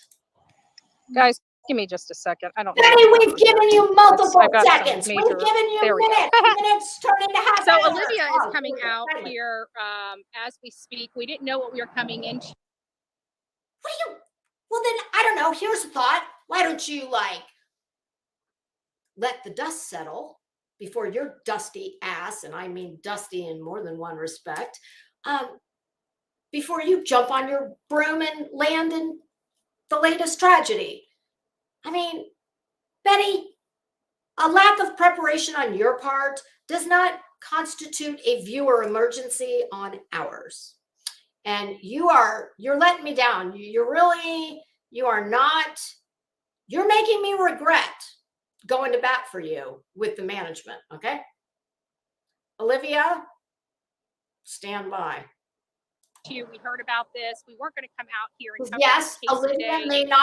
Olivia may not be as prepared, as well spoken, as experienced as Betty, but she's easy on the eyes, and you know my thoughts on that. but we thought that it was something that we should cover. Again, it is Labor Day. You know, many people are having barbecues and cookouts with their family, and a family here in Polk County is mourning the loss of their child. And I'm here to exploit the shit out of that. What are you doing there? I still have not figured this out. What is she doing there? There has already been a press conference. It's done. The story, up to as far as the media can go, at the moment, it's done. What is she doing there? Besides capitalizing off the back of a dead child and grandchild. Again, the situation, how it out there like a clown in her clown uniform. Every 2 seconds, hold on, guys. She's either got, illuminated from south to north with 4 chins, or it's pitch black, and she's pointing, telling us to look at something we can't see. She's scratching like she's got fleas. It's like, my God, you're a clown. And now you're starting to piss me off because you're wasting our valuable time. God, I'm never watching this network again. All transpired here, from my understanding, is that the father was not expected to be here. He's been estranged from the family. He's had a drug problem for many years, dating back to grade school. And he's just been a poor excuse for a human being. Well, some people think you're a poor excuse for a human being. I mean, and Betty, don't you believe in redemption? I mean, all I want to know is, did real law enforcement or any of the real media say that he had a drug problem going back to, did she say elementary school? That's hard to believe. And he's been a criminal, has a criminal history a mile long, and was in South Carolina. Again, in South Carolina, he could have been under arrest. There is a warrant out of South Carolina for him, and he made his way back here to Florida. And I guess he had no place to go and chose to go to his father's house. Oh, that's shocking. His son was there. Real shocking. Now, we don't know. Here's the problem. We don't know what transpired in the home or why this. No shit. Are your people actually this dumb? All you do is stand on the side of the road, scratching like you have fleas, stating the obvious. You call this reporting? No. This, wow, Betty, this is an epic fail, girl. All this is done is shown you for exactly what you are. 16-year-old child is now laying at the morgue because and nobody was here at that time. The back of that poor there child is reports coming out from and his name's Stephen Rhoda, both of them, the father and the son. So the son that was killed, the 16-year-old. Let me guess. She's standing like on the shoulder of the road. I hear cars going by rather quickly. Better be careful, Betty. Is Stephen Lee Rhoda. Apparently, the family has given law enforcement their permission to use his name. His father, Stephen Rhoda, and his grandfather, Thomas Rhoda, were all here.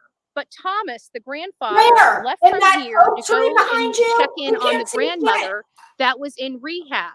From law enforcement's understanding, he was gone for maybe an hour, arriving back here at 11 a.m. this morning, or around that time, around 11 a.m. this morning. And it's very, very, very unfortunate.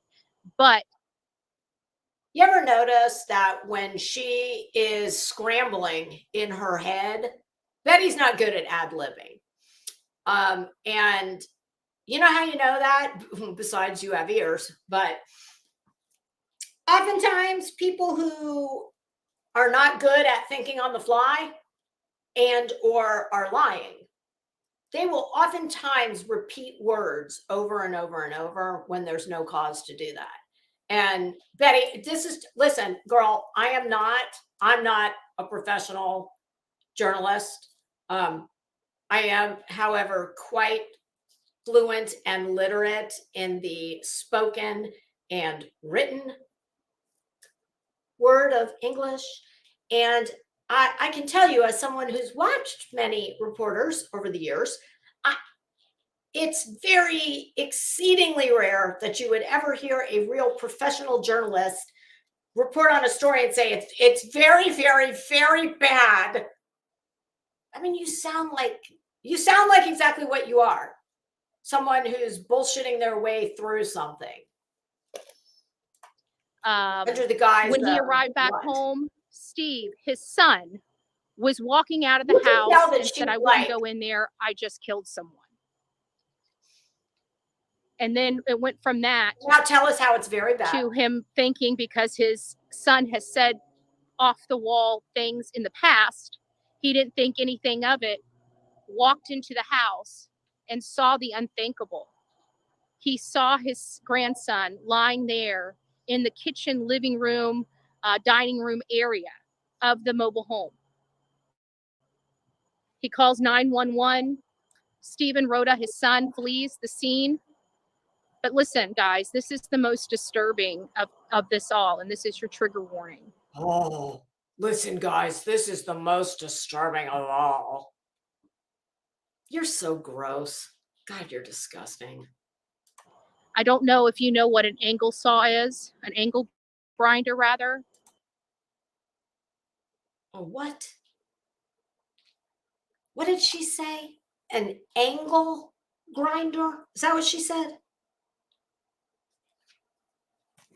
I'm Googling this. Grain. What did she just say? An angle grinder?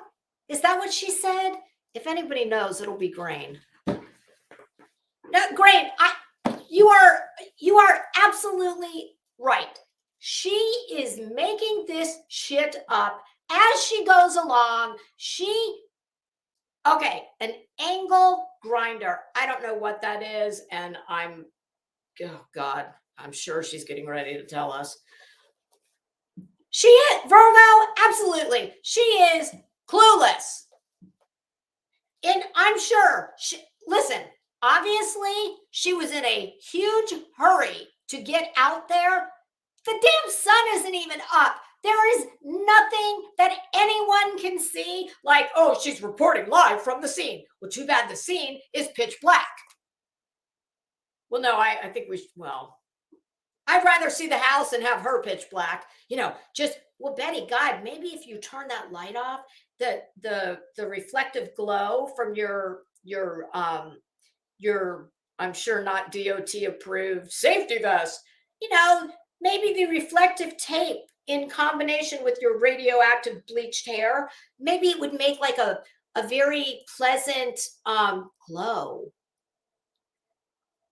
Like, you can tell she is in such a hurry to get her big ass out there because she wants to, get that grift going. She couldn't even wait for the sun to come up. Which I think, translation, for the normal people who are sleeping at what? I mean, let me see. In Florida, I want to say right now, the sun comes up, at least by 6. She was in the pitch black. What are you telling me? She's out there at 5? 4:30? Hey, Dis, how you doing? Hey, CK, where are you? All right, back to this bitch. Yeah, she is. Betty, listen, if you're going to try and do things on the fly and you got to get better at, I think it's just because her people are so dense and stupid that they believe this shit. Anybody who's got anything going on upstairs knows exactly what this is. We see this for what it is. And what it is an ill-prepared grifter. And that's my opinion, Betty. I can have that. I'm not trying to make anybody. This is just my channel where I give my thoughts. I know better. Unlike Constance, I know that I can't make anybody think anything. But, like-minded people tend to, So I don't know. It's just there. My point of this is there is no reason for her to be out there. Number one, it's pitch black. Okay, so it's not like, oh, well, I'm giving you my man on the scene, pretend, insert every career in the world job. And look, here's the boots on the ground. Here's the scene of the crime. No, we can't even see anything. She's it's I mean, my God, Betty, you violated the first code of journalistic ethics. Thou shalt bring there off mosquito repellent at all times. How can you be a damn veteran journalist in the trenches and not even remember to bring your damn mosquito repellent? What do you think Mr. Murdoch is going to say about this when I have to go up to his office and explain why I'm still fighting to keep Betty in the anchor desk? Well, not in the anchor desk because she doesn't have the legs to sit in the leg chair, as my husband calls it. But yeah, Betty, I mean, my God, you can't be standing on the side of the road scratching like you've got fleas because you were in such a hurry to get to show all our viewers the scene of the crime, which, yeah, it's that over there. What do you mean you can't see it? It's pitch black. Oh, well, listen, that's not what we're out here for anyway. I'm just trying to get my cash register to ring. Okay, carry on.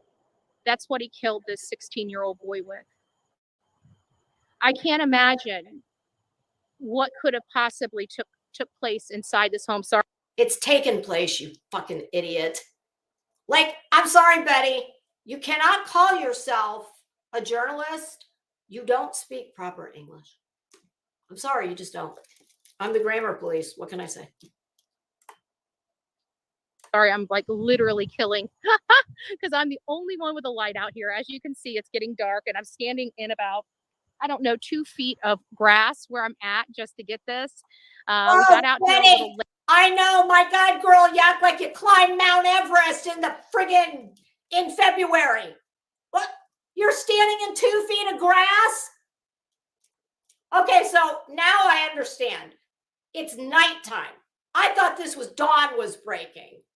Still, Betty, you know about the mosquito problem. Remember, we went over this earlier, dusk to dawn. I mean, said no professional journalist ever. Betty, when the going gets tough, the tough go shopping. I have bitched less about power shopping in 6-inch heels. It's my cross to bear, okay? If I'm the dumbass that wears these to the mall, well, there's nobody but myself to blame. I can't sit and cry to all of you because my feet hurt. And if your tragedy pimp bug out bag doesn't contain the proper tools of the trade, well, that's your problem, Betty. And you can't punish the viewers by bitching. Oh, at least now, look, Betty thinks that, see, because here's what I know. I know Betty listens. Me, I don't listen to anybody. I listen to people I like. Do I listen to people that don't like me? No, why would I? There's not enough hours in the day. I don't give a shit. But she does. And I'll tell you how we know. Because we see her take things that she hears all of us say, or she'll copy things that we do. And that's how we know. And my guess is she's heard enough people criticize her, rightly so, for, going on her various searches or her reporting man on the street gigs and bitching nonstop from, Maine to Spain about, oh, it's hot. I've got stickers. There's bugs. I need water. My selfie stick's not working. My battery pack's not charged. My tripod's not right. So I think she's heard enough people just drag her for filth. So now she thinks that she stands on the side of the road and says, oh, guys, I'm standing in, it's really hot out here and I'm getting eaten alive by mosquitoes because I'm standing, I'm the only one with a light out here and I'm standing in 2 feet of grass. God. Okay, carry on. So yeah, I think she's like, oh, well, if I bitch and moan and complain with a smile, maybe they won't notice. Late. I had to get some content before it got too dark. And then I had my other phone, but when it's not charged up. Betty, how many phones do you have, Pumpkin? I have 1 phone. I don't understand this. I always associate multiple phones with, Been ready to go. I have problems just like I did today. It has a slower processor, and back here when you here comes the dry grift. Betty, you are nothing if not predictable. Let's see. So now Betty's problem is her, she's got multiple devices, but of course it is me, Betty, and every electronic device that comes within a square mile of me. Well, I don't know what happens. They just melt. Yeah, maybe somebody told the devices that you're like radioactive evil. I don't know. But because this is Betty, of course, we're going to have multiple devices and none of them are going to be functioning properly. And she cannot continue to bring you this damn Pulitzer-worthy, oh my God, like she cannot continue to deliver this Pulitzer-worthy journalism without the proper tools. And, if you want Betty to continue standing in 2 feet of grass at dusk, getting eaten by bugs, well, that's going to cost you, sir. LTE, you really need the speed. So I had to use the Apple phone, which I was hoping to use for content. But at this point, honestly, it's so dark we can't really get anything. So I'm glad I was able to get here and get at least a little bit of some footage while I was. God, yes, because there are not any other like real news outlets covering this. If Betty wasn't out there, none of you would know about this. Okay. I think that's worth, this is a dry bag worthy donation. Okay. We've got to give her the tools to power this powerhouse, this journalistic powerhouse. This actually makes it worse because now here I thought the whole time that she was going out there at the ass crack of dawn, maybe before I'm sure the many parties that Betty's been invited to over Labor Day begin. But no, this is the end of the day. And she already had to get content earlier. So that tells me, let me see. I don't know where exactly in Polk they are. I'm guessing her commute time was an hour to an hour and a half. That's me guessing. So it kind of sounds like she probably spent a large part of Labor Day. Like, Betty, I want to know, where's the footage that you're not showing? If this is I'm assuming the best footage you have, oh goodness, you're going to need to practice. Here. And then of course I will be taking some of this footage as well. But we right now are in Polk County doing the best we can. Again, a 16-year-old young man lost his life here tragically. His father came over, a strange father, has been all over the country, has had a major drug problem. Nobody knows. I have never even heard this story before now. And I already know everything she's going to say.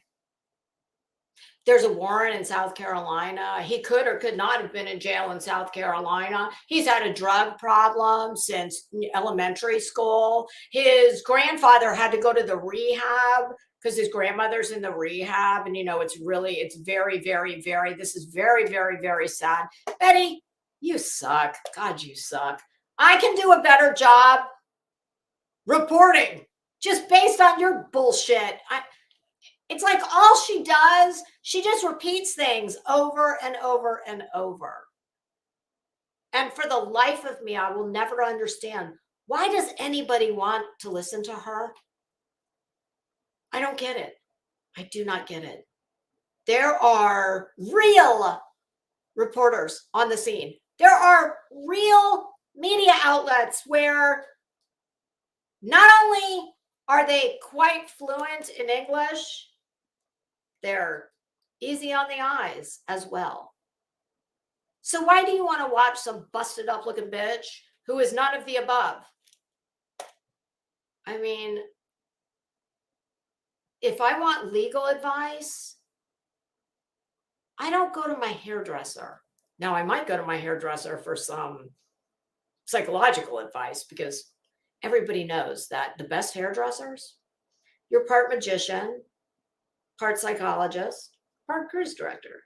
If you want to know where the bodies are buried, hairdressers. Hairdressers know all the dirt about everybody. I mean, pardon the bad pun, but they know where the bodies are buried. Where he's at any given time, and he just happened to show up here today.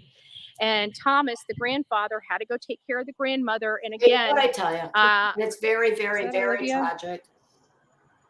I'm waiting for Olivia to get out here, and it's kind of sucks. I think that is Olivia. Oh, I think you should have put Olivia in front of the camera, Benny. You should operate the camera. Might be a little too dark to film right now. Well, you're managing. I said it might be too dark to film right now. I just decided to get like, why is she? Did Olivia? I mean, from the sounds of it, Olivia has just come on scene, pulled up in her car, like the good baby tragedy pimp in training that she is. But like, Betty's already wanting to micromanage Olivia. Like, do you think does Olivia need you to tell her, oh, well, it's dark out, Raggy?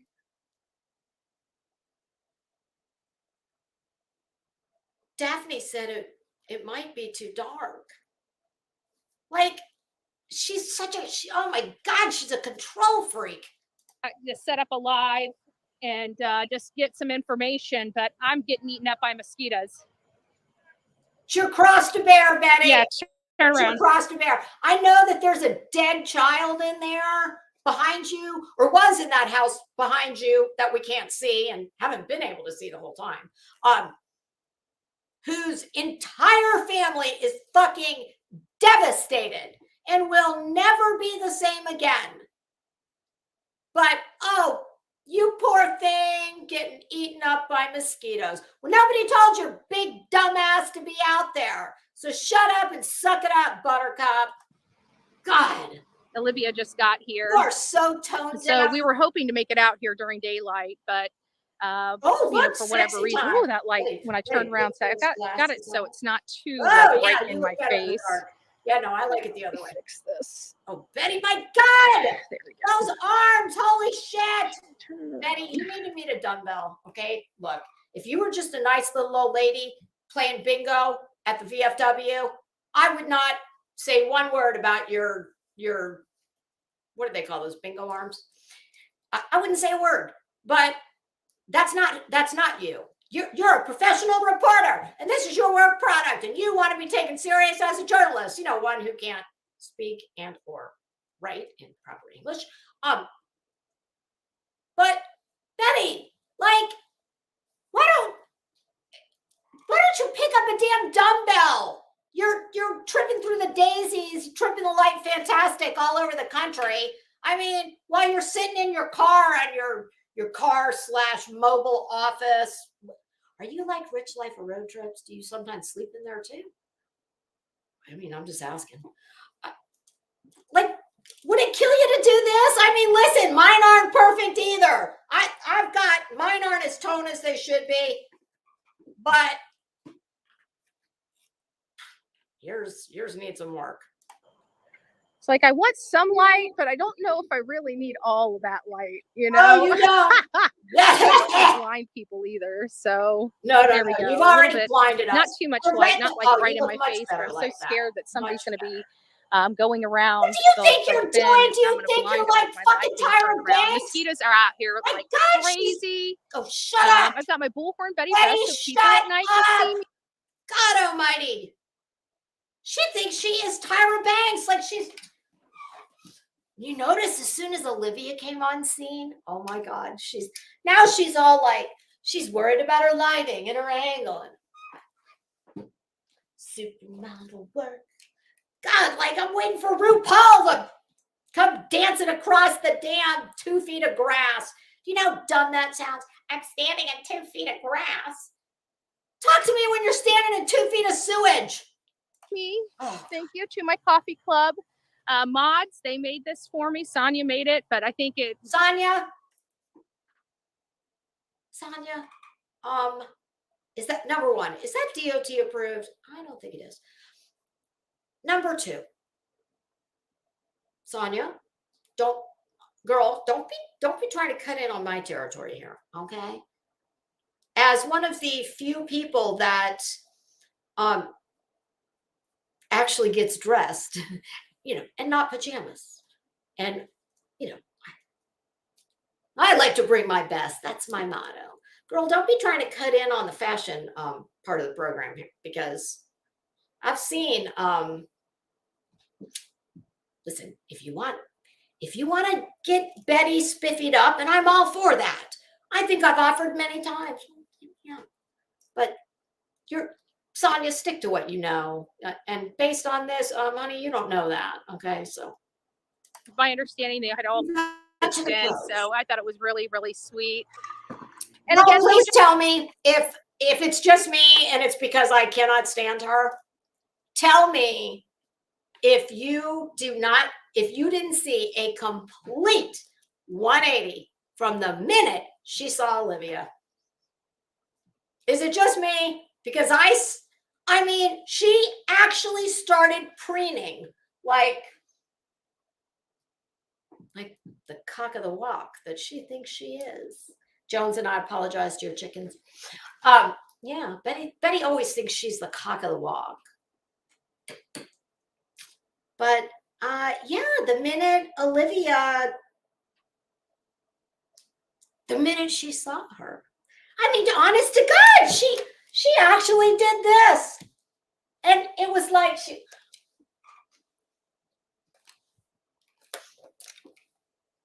yeah, that's it. Yeah. Now give me serious, sultry librarian. Give it to me. Put the glasses on. Come on, Betty, put the glasses on. Okay, now pretend you're in Central Park holding a red balloon. I mean, honest to God, it was like she was having her photo shoot on America's Next Top Model.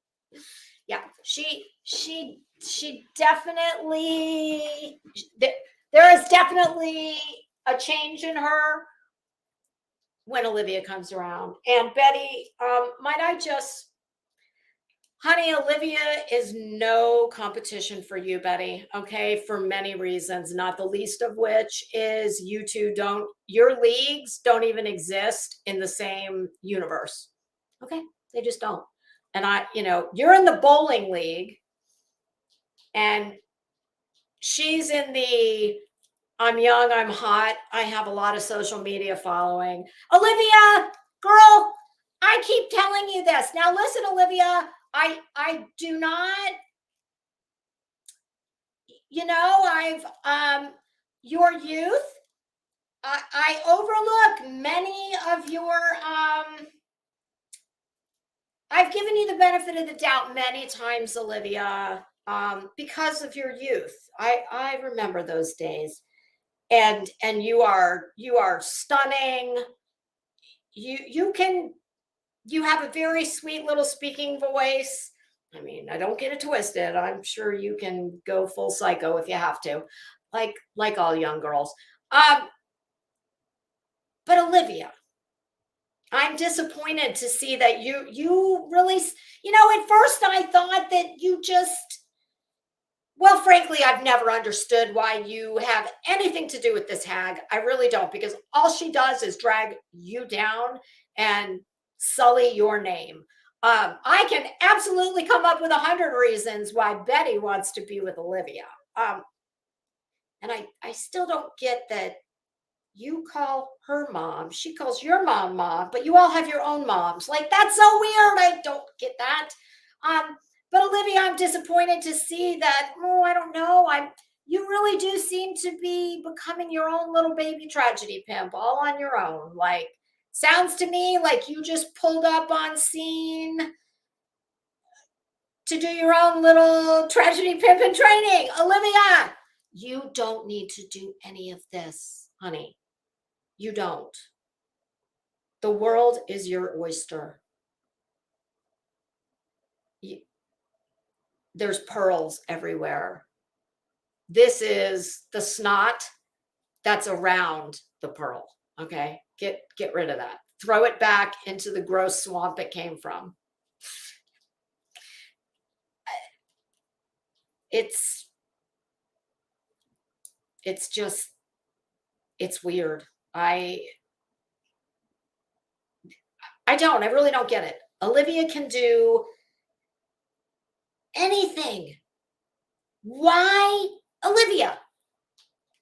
Even if you're just like, you really like the true crime thing and the true crime thing is the best grift. Why do you have this washed up, nasty hag? Like, Olivia, if you're like cruising it, Olivia, picture it like you're going to meet one of your Tinder dates and you're getting ready to stroll through the door of that bar and you're looking hot in your outfit, everything's on point, and you're going to meet the man of your dreams for that night anyway. It's like, I picture Betty just, like when if this hasn't happened to you yet, it will. It happens to every woman alive. You go into a bathroom and, upon exit, there's toilet paper on the back of your shoe. It just happens. That's kind of how I picture Betty. Like, if you're strolling, you've strolled into the bar and said, "Hi, are you perfect man who doesn't speak and has a wide open wallet? Gorgeous to look at, kind of like Jason Momoa." And then you leave, only to reappear when I want you to. Yeah. So, like, y'all just met at the bar, and you say, "Will you excuse me just 1 minute? I'm just going to go powder my nose." And it's like you go into the bathroom to powder your nose, and Betty comes out of the stall next door. And she's like that giant, instead of a piece of toilet paper, like you've stuck your heel through the whole roll. And I mean that like giant industrial size roll. It looks like about as big around the circumference of a donut, a spare tire donut, like the one around Betty's waist. Yeah. And Betty doesn't tell you that you've got this unfortunate toilet paper situation going on. And it's like Betty's holding on to the back of it because she's trying to pull you back. And she doesn't want you to go. She doesn't want you and Jason to go have your very serious 1 hour relationship. Friends with benefits. Kind of like Betty and Dolly. May or may not have been. I don't know.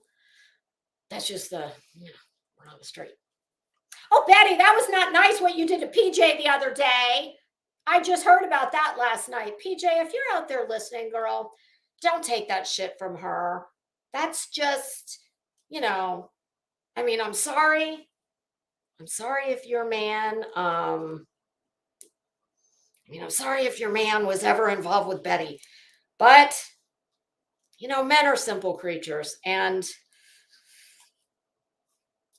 I hate to wade into those waters, but Betty, PJ, you and I have never met, PJ. Hi, I'm Lisa, and you seem like a nice girl.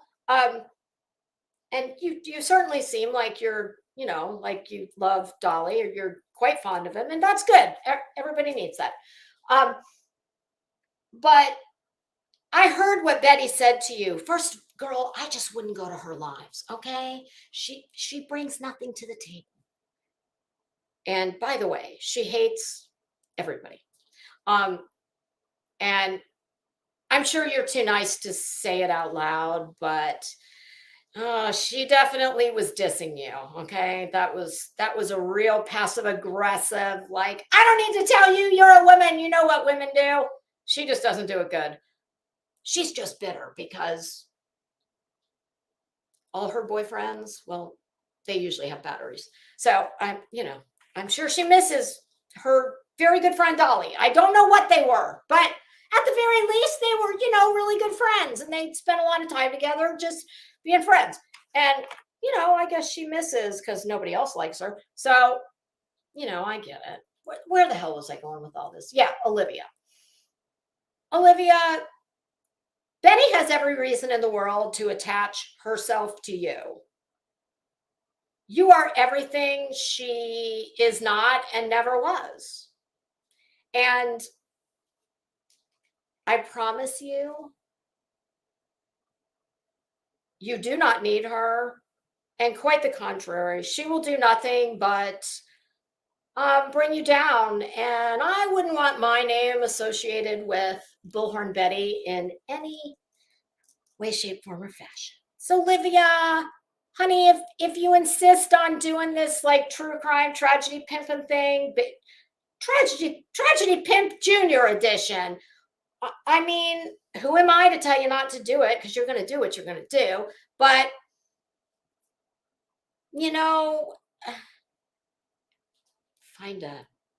find somebody nicer to play wingman. Betty must think you're her wing. But yes, it was very bizarre how her whole affect just changed. Oh, TT, what does this say? Joneson did a video on Betty talking to PJ in her chat. Oh yeah, that's where I heard it. We should play it. Hey, if somebody in the chat could be kind enough to tell me the name of Joneson's video, because I did listen to it. If somebody can just tell me the name and maybe the timestamp, I'll play it. Because I think we should. That's the kind of bitch Betty is. Yeah. PJ, I would take zero shits from Betty. And if I were you, I would use whatever influence I had to encourage my man to stay as far away from anything having to do with her. Because let me tell you something, PJ, and I don't think I need to tell you this. Nothing good comes with her. Okay. TT says sneak diss. Oh, you know what? Perfect. I already have that in my history. So let me pull that up and I'll put Jones's link down in the chat. I'm sure everybody has it already, but oh, look, Dolly's live. Hi, Dolly. Dolly, I'm talking to PJ right now.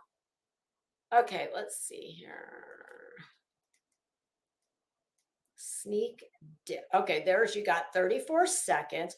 Oh my God, you guys, have you seen the newest Louis Vuitton ad with Bradley Cooper for their new watch? I would play it if I could, but I can't. But I highly recommend going and watching. He is so fine. All right, come on. All right, I might have to go to Jones's channel. I know I have it in my history, but there's a lot in my history. So we're just going to go to Jones's channel. Okay, there's Joneson. There she is. If you are not subbed up to Joneson, go do that. You will love her. She's super sweet.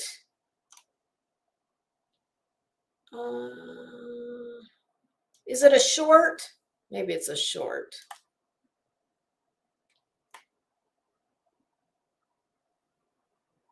Where is it? TT, is it a, okay, it's not a short. Let me look in videos. Oh, I got it. I got it. Hold on. Okay. Oh, it's only 3 minutes and 55 seconds. Okay, so give me 1 second. I'm going to put Jones's link in the chat. And then while this plays, I'm going to go run to the bathroom super quick. So give me 1 second. There's Jones's link. All right, I've got all these. Okay, we're going to stop that screen. We're going to present a new one. Share which. Okay, here it is. All right, give me 1 second. Did I pull it up? Yep, okay. I'm going to make it full screen. And I will be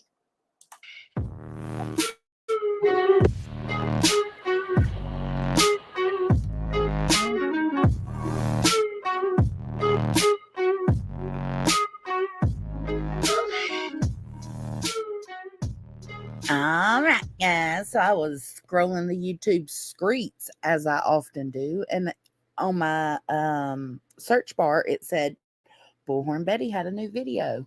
I was like, bet, and I looked, and it said something about is Bullhorn Betty suing Dolly? I was like, oh, so this is just bullshit. Okay, that's fine. I still went in and watched a little bit of it, and look what I caught her doing. She's so dirty. In those flats. So after seeing Dolly Vision's insanely hilarious commercial, by the way, insanely hilarious, I couldn't quit laughing. I spit coffee out, almost peed myself, right? I figured enough's enough. Enough's enough. Let's open the game. It is a crime to be without your soap. I have to be honest. I have to be honest. So I'm suing Dolly. I'm suing Dolly for a lifetime of Dolly soap. But it just doesn't go there, you know. He's got the voodoo candles. He officially made the voodoo candle. And now I can't call the voodoo candle lady anymore. He stole the idea. So I'm suing him for that too. Don't forget to go over and hit yourself up with Let's Open the Game. That is a plug for Dolly. Dolly, thank you. Love you, my friend. Haven't talked to him in a while, as many know. AJ, nice to meet you. Nice to see you. Whatever. Haven't spoke to him in a while. PJ, you go. That was a sneak diss. If I ever seen one. PJ, you gonna let Bullhorn Betty, the best true crime investigator, detective, judge, juror, executioner, you gonna let her sneak this the shit out of you? Listen, watch. Friend, haven't talked to him in a while, as many know. Hold on, let's slow it down. I was like, no, she did not just do. Can I tell you guys something funny? Before I ever knew who Queen Bee was, before I knew who a lot of the people I know now, I listened to Jonesin. She came up in my feed and I liked her right away. I love her accent. I'm a sucker for an accent. And you can just tell, like, she's a cool girl. But I remembered that the other day. I was like, you know what?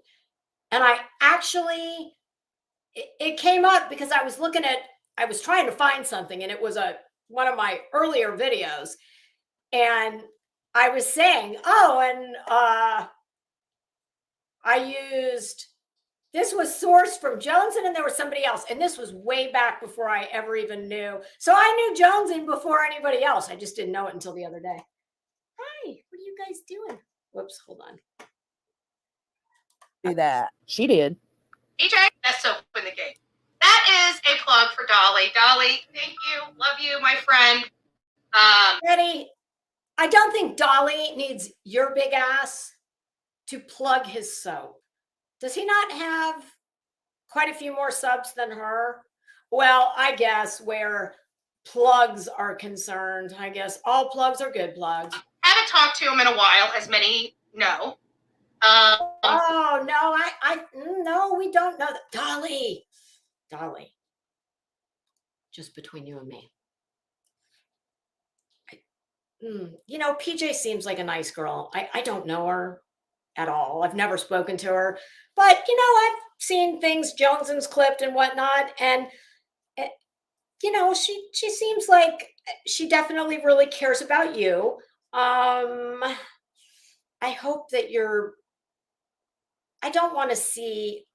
I hope you're preparing for Armageddon should it happen, because certain things are going to come to light. Let's just say that. So, you know, some people think honesty is the best policy. I don't know. That also goes hand in hand with hell hath no fury, you know. Just PJ, nice to meet you. Nice to see you. Whatever. PJ, she doesn't mean that. What she really means is, nah, nah, nah, nah, I had him first. That's what that disgusting bitch really means. But I don't need to tell you that, PJ. You're smart. PJ. PJ, girl, you know what's funny. Nice to meet you. Nice to see you. Nice to meet you. Whatever. Everything Betty does is I under haven't spoke to him in a while. And he still has always been just a true friend to me. Betty, I would be shocked if you had any idea what a true friend was. I think what you mean to say is, well, he's one of the few people on here that, you know, doesn't call me out for being the clown that I am. And, you know, like, I don't mind getting, you know, I don't mind him shouting my channel out and I'll shout his out and I'll tell you to buy soap. But yeah, he's just a great friend. He cuts through the BS. He does it funny. And, you know, sometimes here on. Well, since you think so much of him, maybe you should take a page out of his book. Although being funny is not really something you can learn. You can learn to not take yourself so seriously, but yeah, Betty, you're never going to be funny. On the streets of YouTube, you need those people. And then just a big shout out to him and why I gave him the plug this morning. Better. It's like everything this skank does is a backhanded. Like Betty is utterly incapable of just giving someone a compliment. Like she has to justify it and explain why she did it, which is why I always say that this bitch does nothing that does not somehow benefit her. So instead of just leaving it at a nice compliment, yeah, you know, he's this, he's that. Oh, which that's why I gave him the shout out. Like, Dolly, apparently you need to start genuflecting to the altar of Betty. Oh boy, God, please tell me you haven't already done that. Whew. Or watch what you do. I might sue you. PJ, you're up Gross. too early. Gross. You're up too early. I agree. Better watch what you do. I might sue you. You're a skank. You are a skank. You're just bitter because possibly only the second man in as many decades has wanted to do the horizontal tango with you. Yeah. Wise angel, she needs a good wash. You know, I would not disagree with that. Yeah, it was. It's just cringe. It's gross. It's bleh. Speaking of which, I don't want to get too bogged down in this, and we're not going to go into any kind of detail. But before I came in here, I was listening to Burnt Toast from yesterday. I am going to finish that today when I'm done. I've got a lot of work I need to do, and I love to, when I work, I like to put something in that, you know, is long and I will, you know, well, I usually try to have something that I'm not screaming at. Probably not going to happen in this case, but I am going to finish it. Something she said, because I did hear it when it happened on Dolly. Well, not when it happened, but on the replay. And that is this. Betty's mom, I heard her call in to Dolly's show. Well, that was interesting.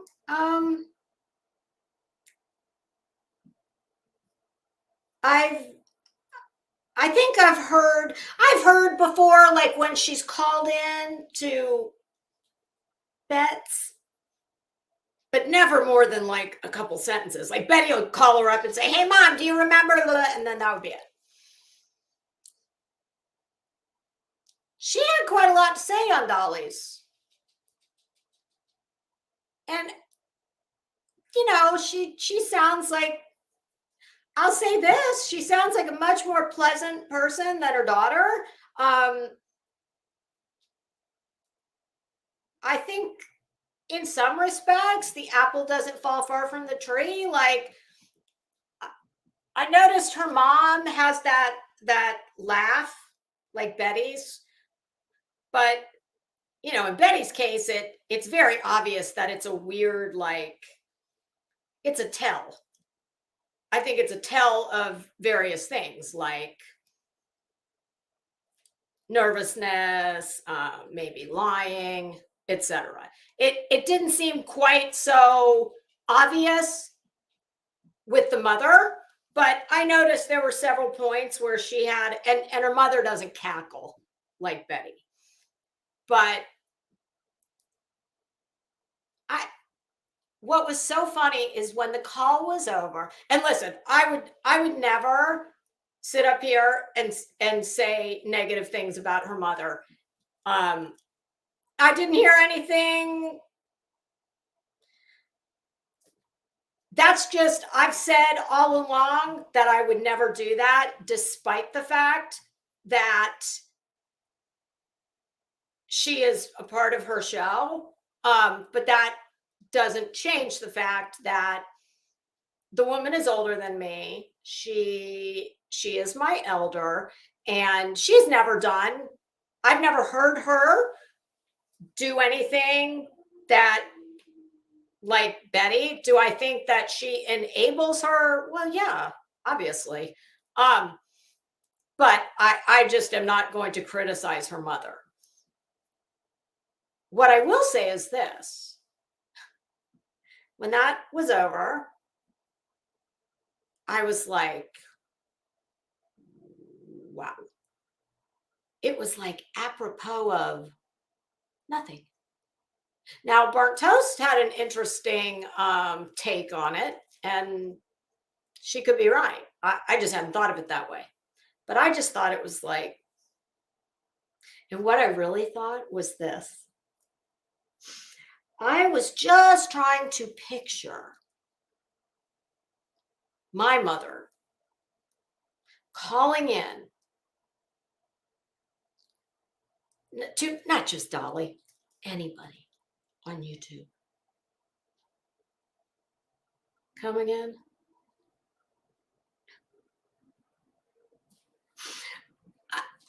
It just, there is no, the only way my mother would ever do something like that is if I said to her, Mom, listen, I've got this giant channel.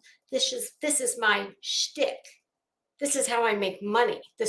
We do these, skits. Maybe, and it would be a one and done.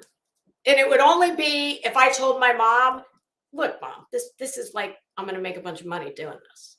And it couldn't be anything like, my mother would never, no matter what, she wouldn't do anything that was unbecoming, or that's not my mom. CK, exactly. And I'm sitting here, I'm trying to think, and I'm like, oh yeah, I can just picture my mom rolling up to the country club to play her weekly 18 holes of golf, and then into the clubhouse for drinks afterwards. And I'm just picturing my mom like telling all her lady friends about Dolly Vision. I mean, I was just like, wow. But hey, I get it. Different,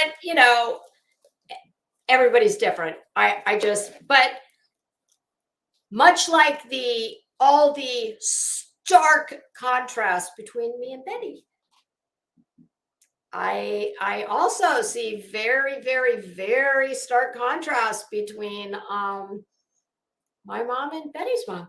And Yeah, this is the extent. In fact, this was hilarious. Once every month or 6 weeks, my mom will say, I'll be on the phone with her, or she'll be over at the house, and she'll say, oh, how's that internet thing? What is that you do? YouTube? Yeah. What is it you do on there? I'm just like, so she sent me a text a few weeks ago and asked me if I could send her the name of my channel. I said, are you sure? Sure you want that? And I sent it. And I never heard anything back. My mom has watched some of the like fashion stuff, but all this kind of stuff, my mom would not make it past. As soon as we got to the part, the minute she started hearing names where she had no clue what I was talking about, she'd be out. Like, that's what she said to me when I started my channel up again. And she said, oh, well, send me a video. And, like a good mom, she said, oh, yeah, well, you look great. And, your office looks great. And she goes, but honey, I didn't know about any of those people you were talking. I said, no, Mom, thank God for that. Please, you want to keep it that way. I just thought it was funny. So, all right. So let's see that. Let's get rid of, okay, we're going to take that one down. I'm going to stop that screen. Okay. Oh, hell, oh, shit, I took the wrong one down. Damn it. Oh, there we go. Oh, God, she's back. All right, we're gonna finish this out. And just in case you forgot where we stopped, when I got on my last detour, Betty has just started to preen like a peacock because Olivia, our baby tragedy pimp in training, has come on the scene.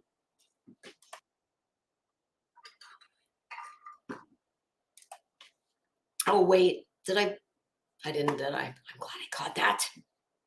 I forgot to, I'm just over here watching I forgot to pull it up on this side. Okay, here we go. All right, Betty, take it away.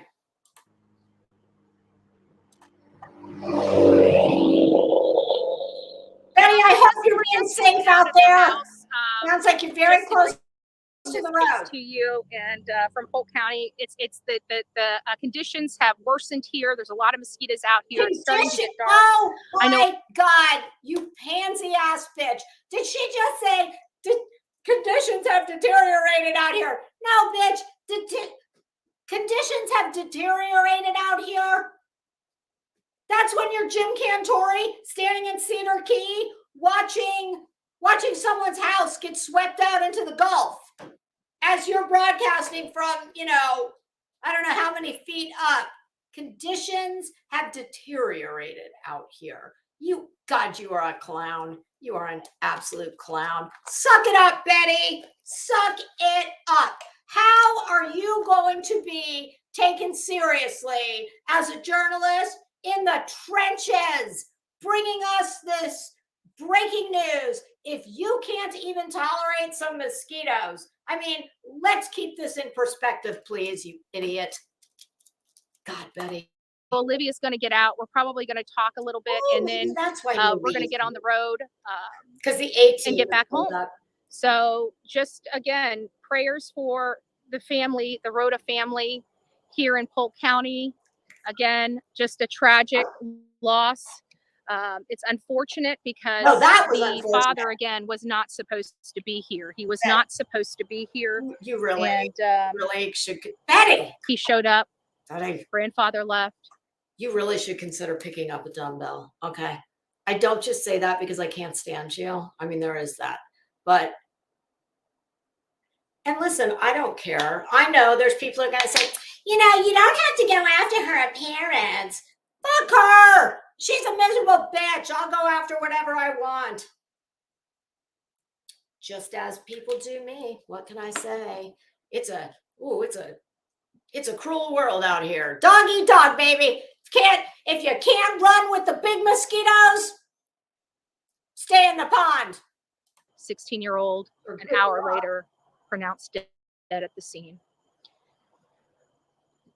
All right, give me just a second, guys. Oh, gosh, Betty. You've asked for a lot of seconds here. These seconds have added up to minutes, Betty. I'm quite certain of that. Somebody had a great point in the chat. Was it Grain? Someone said, as Betty was throwing all these details in that she probably doesn't have, how would she? Like she said, his body was found right between the kitchen, the living room, the dining room area. We have a lot of mobile homes in Florida. I know that there are lots of communities in various states, especially up north, where y'all don't have a lot of mobile homes. Florida has tons of them, which is ironic because this is probably one of the most dangerous places to reside in a mobile home because of hurricanes. But what she said what she said for benefit of those who are not familiar, typically mobile homes are quite small. Even the ones they refer to as double wides, which are, larger in width than just your standard mobile home, whichever the case may be. Most of them are rather small. And any of them would be, that is all one area. She's like she always does. She's adding in gratuitous details that she doesn't need to, and that she probably doesn't know, because she's filling space. I think lack of preparation, because, better first than right. I mean, let's not forget how many people Betty's declared dead before they were. Harmony Montgomery is one. There's another little girl that, well, let's face it, Betty always hopes that rather than a missing person, we can go right to the worst case scenario. Oh, but that's Betty, that's a very unfortunate angle.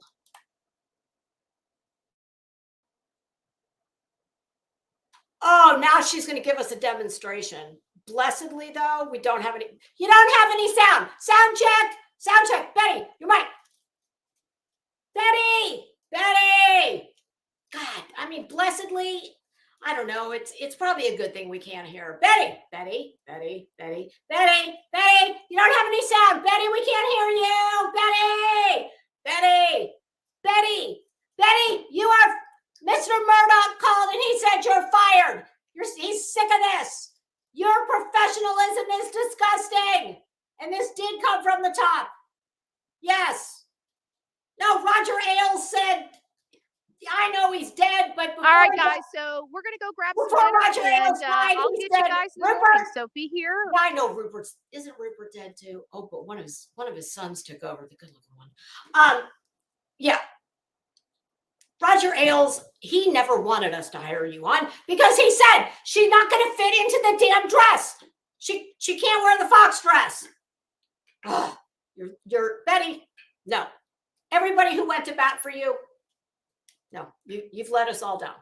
As soon as possible. I'll be here as soon as possible. Lord have mercy, it's getting late and I'm tired, as you can tell. Oh, yes, because you've been in 2 feet of grass, being eaten alive by mosquitoes for who knows how long, Betty. it's a dirty job, but somebody's got to do it. And it may as well be you, because in addition to the professionals who look and sound good, well, apparently now we need I was going to say the B team, but this is more like the F team. We need the F team who neither looks nor sounds good. But we'll be back at the coffee club tomorrow morning. Thank you. Hour and a half, 2 hours to get back to the office. And you don't have an office, you dumbass, at your house. I'll see you guys real soon. God bless. God bless. What is that? I get so sick of that bullshit. God bless. God bless. Oh, Sticky, she was muted for a third of her live. Now that I can get down with. I could even listen to Betty if she was muted.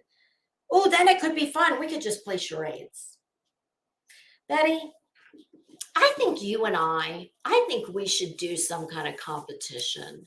I think we should do I think we really should do this. I think we should come up with some kind of, I don't know, like Tragedy Pimp Jeopardy. I'll play Ken Jennings. Betty will play the part of the janitor. I would love to do something like comedy based. And I mean, I'm not monetized, but we could come up with some type of situation where people make a donation, maybe in the name of Crimes and Fashion, to their favorite charity. I would love that. And of course, Betty would get her bowl out and be like, no, bitch, no, I'm my favorite charity. That's okay, Betty. I was going to say I'll let them donate some in your name too, but I don't know about that. Oh, God. Yeah, tired from what? Well, Running Bear, it's an hour and a half to 2 hours from her house. Hello. And she did stand in 2 feet of grass, scratching the entire time like she had fleas. Betty, that'll teach you to leave your off mosquito repellent in your, Betty, I am the least outdoorsy person on earth. And I think even I would remember to bring, bug repellent. I don't know, but I think we can get rid of Betty. We don't need that anymore, which means, you know what that means? What time is it? Let me get rid of that one. All right, we're coming up on 3 hours. Should we? True crime mosquito martyr. Yes, Betty, come down off that cross, girl. Before I forget, tomorrow at 6 o'clock, we are going to do 90 Day Fiance, The Other Way, season 5, episodes 1 and 2. I'm going to review that. I hope you guys have watched. I hope that, I think what I'm going to do. All right, I've already watched episode 1. I'm going to watch episode 2 when I leave here.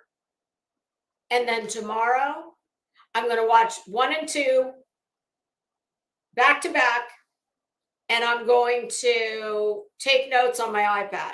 Because if I have to scribble notes, oh my God, I'll be coming in here with I'll need one of Betty's binders with a ream of paper. So I'll do that. And I figured 6 o'clock, we'll try an evening 6 o'clock stream. Wise Angel, you're saying you only see Betty through one of us. I feel your pain. Me too. The only time I always try and watch through other creators, Emmy, Bash, Burnt Toast.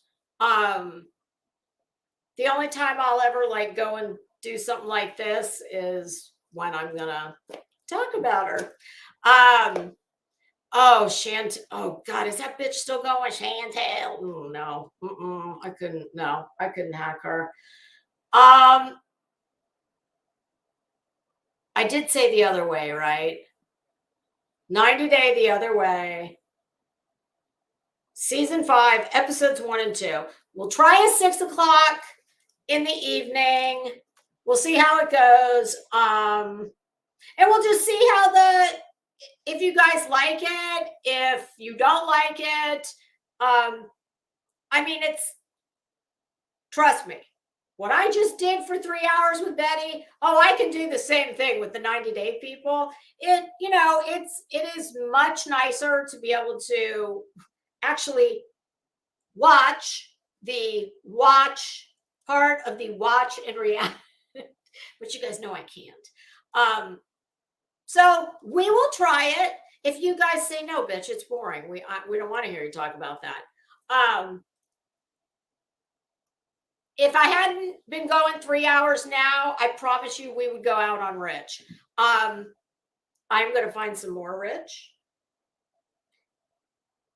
And as far as the 90 Day, and I do, y'all, I really want to do more. Like, trust me, I can make Betty funny.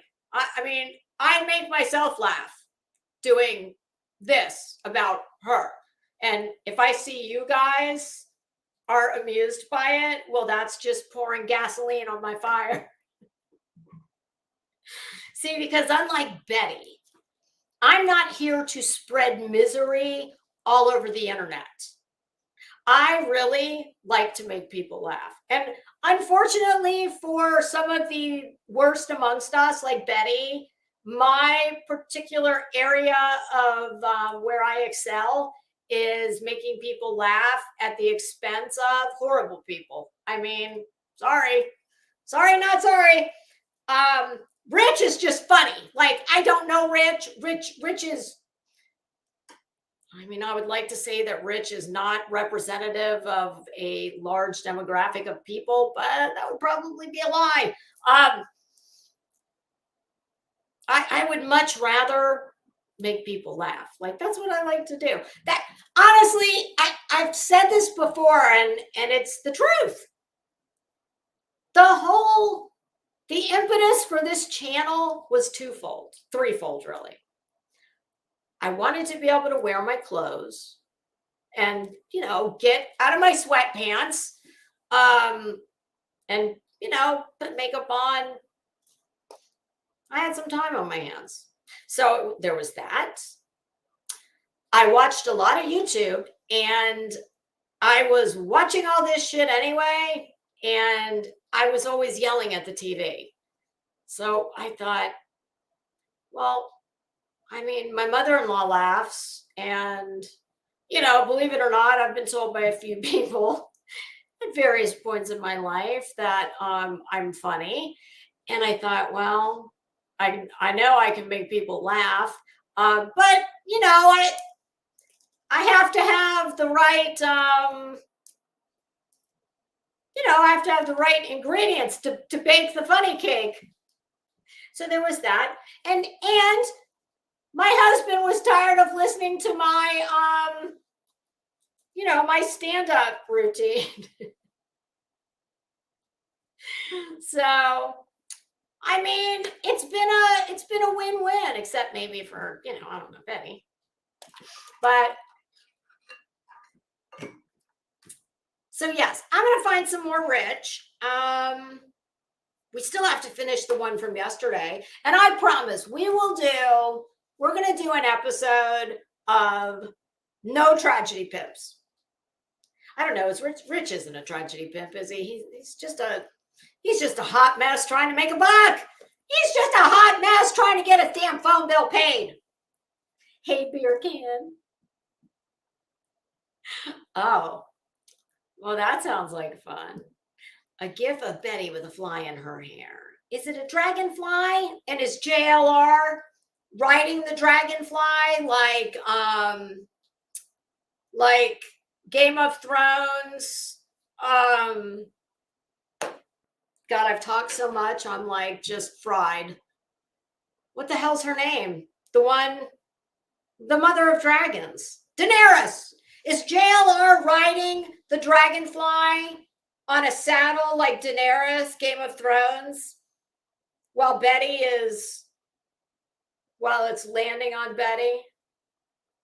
JLR, sir, if I was you, I would be feeling some type of way about Betty stealing allegedly, borrowing your handiwork, sir. And there was something that came to me this morning. I thought of a name for something. Oh yeah. You know how I was trying to think of a comparison between Queen Bee, who has a real lawyer, a real skilled lawyer. And then I thought, and then there's Betty and her counsel. And I thought, well, what would Betty's law school be called? Or JLR's law school?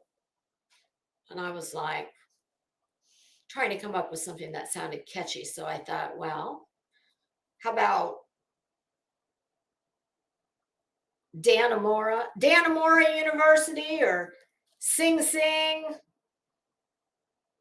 There was another one I came up that was quite catchy. Damn it, see, this is why I have little notepads everywhere around my house. There's pens everywhere, because when it strikes, I have to run as fast as I can and scribble it down. So, all right, kids, that's it. I've been talking long enough, longer than longer than I need to be talking. I thank you so much to everybody for coming and hanging out with me. Thank you, Crazy Nurse, and any of the other mods who might have been here. And Crazy Nurse, I'll text you when I leave here just to make sure everything was smooth sailing. I think it probably was. But yes, don't you worry. Rich life of road trips. I'm going to schedule a live where we just do. And hey, here's a great idea. If you guys in your travels, because I was thinking the same thing, I don't want to wear Rich out. So plus I can't find a whole lot on him. So if you guys in your travels happen to find anybody that you think it would be funny for me to do it's kind of like I'm having a little conversation with them. They just don't know we're having a conversation. I'm having a conversation. I just make them, it's life as we wish it could be. Whenever I want them to shut up, I just push the button and they stop and I get to say whatever I want, uninterrupted. So if y'all run across anybody you think that might be fun for me to have a conversation with, well, by all means, please send them to me. All right, kids. I hope everybody has a fantastic day. And today's Tuesday. I don't know if I'll be here tomorrow, possibly. If not, oh, wait, tomorrow night I'm here. So maybe not during the day. I don't know. We'll just see how it goes. We'll play it by ear. So everybody get watching 90 Day Fiancé the other way. Season 5, episodes 1 and 2. All right, kids. Have a great day. I will see you tomorrow. Bye. Father, you should know I've been going solo. Want my love, baby, earn it. Yeah, dancing on my own. See if you can follow. Got me feeling alive. Watch me go. Lost in trust, it's real. All I feel. Break the signs. Everything comes real. I do what I want. I do what I want. I do what I want. I do what I want. I want. Hear me now. I do what I want. I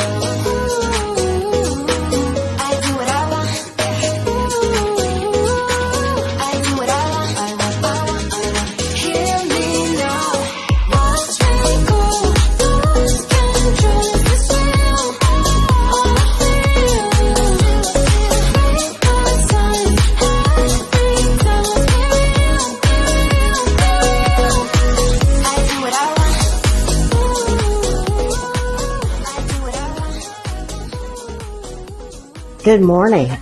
What's new, Pussycat?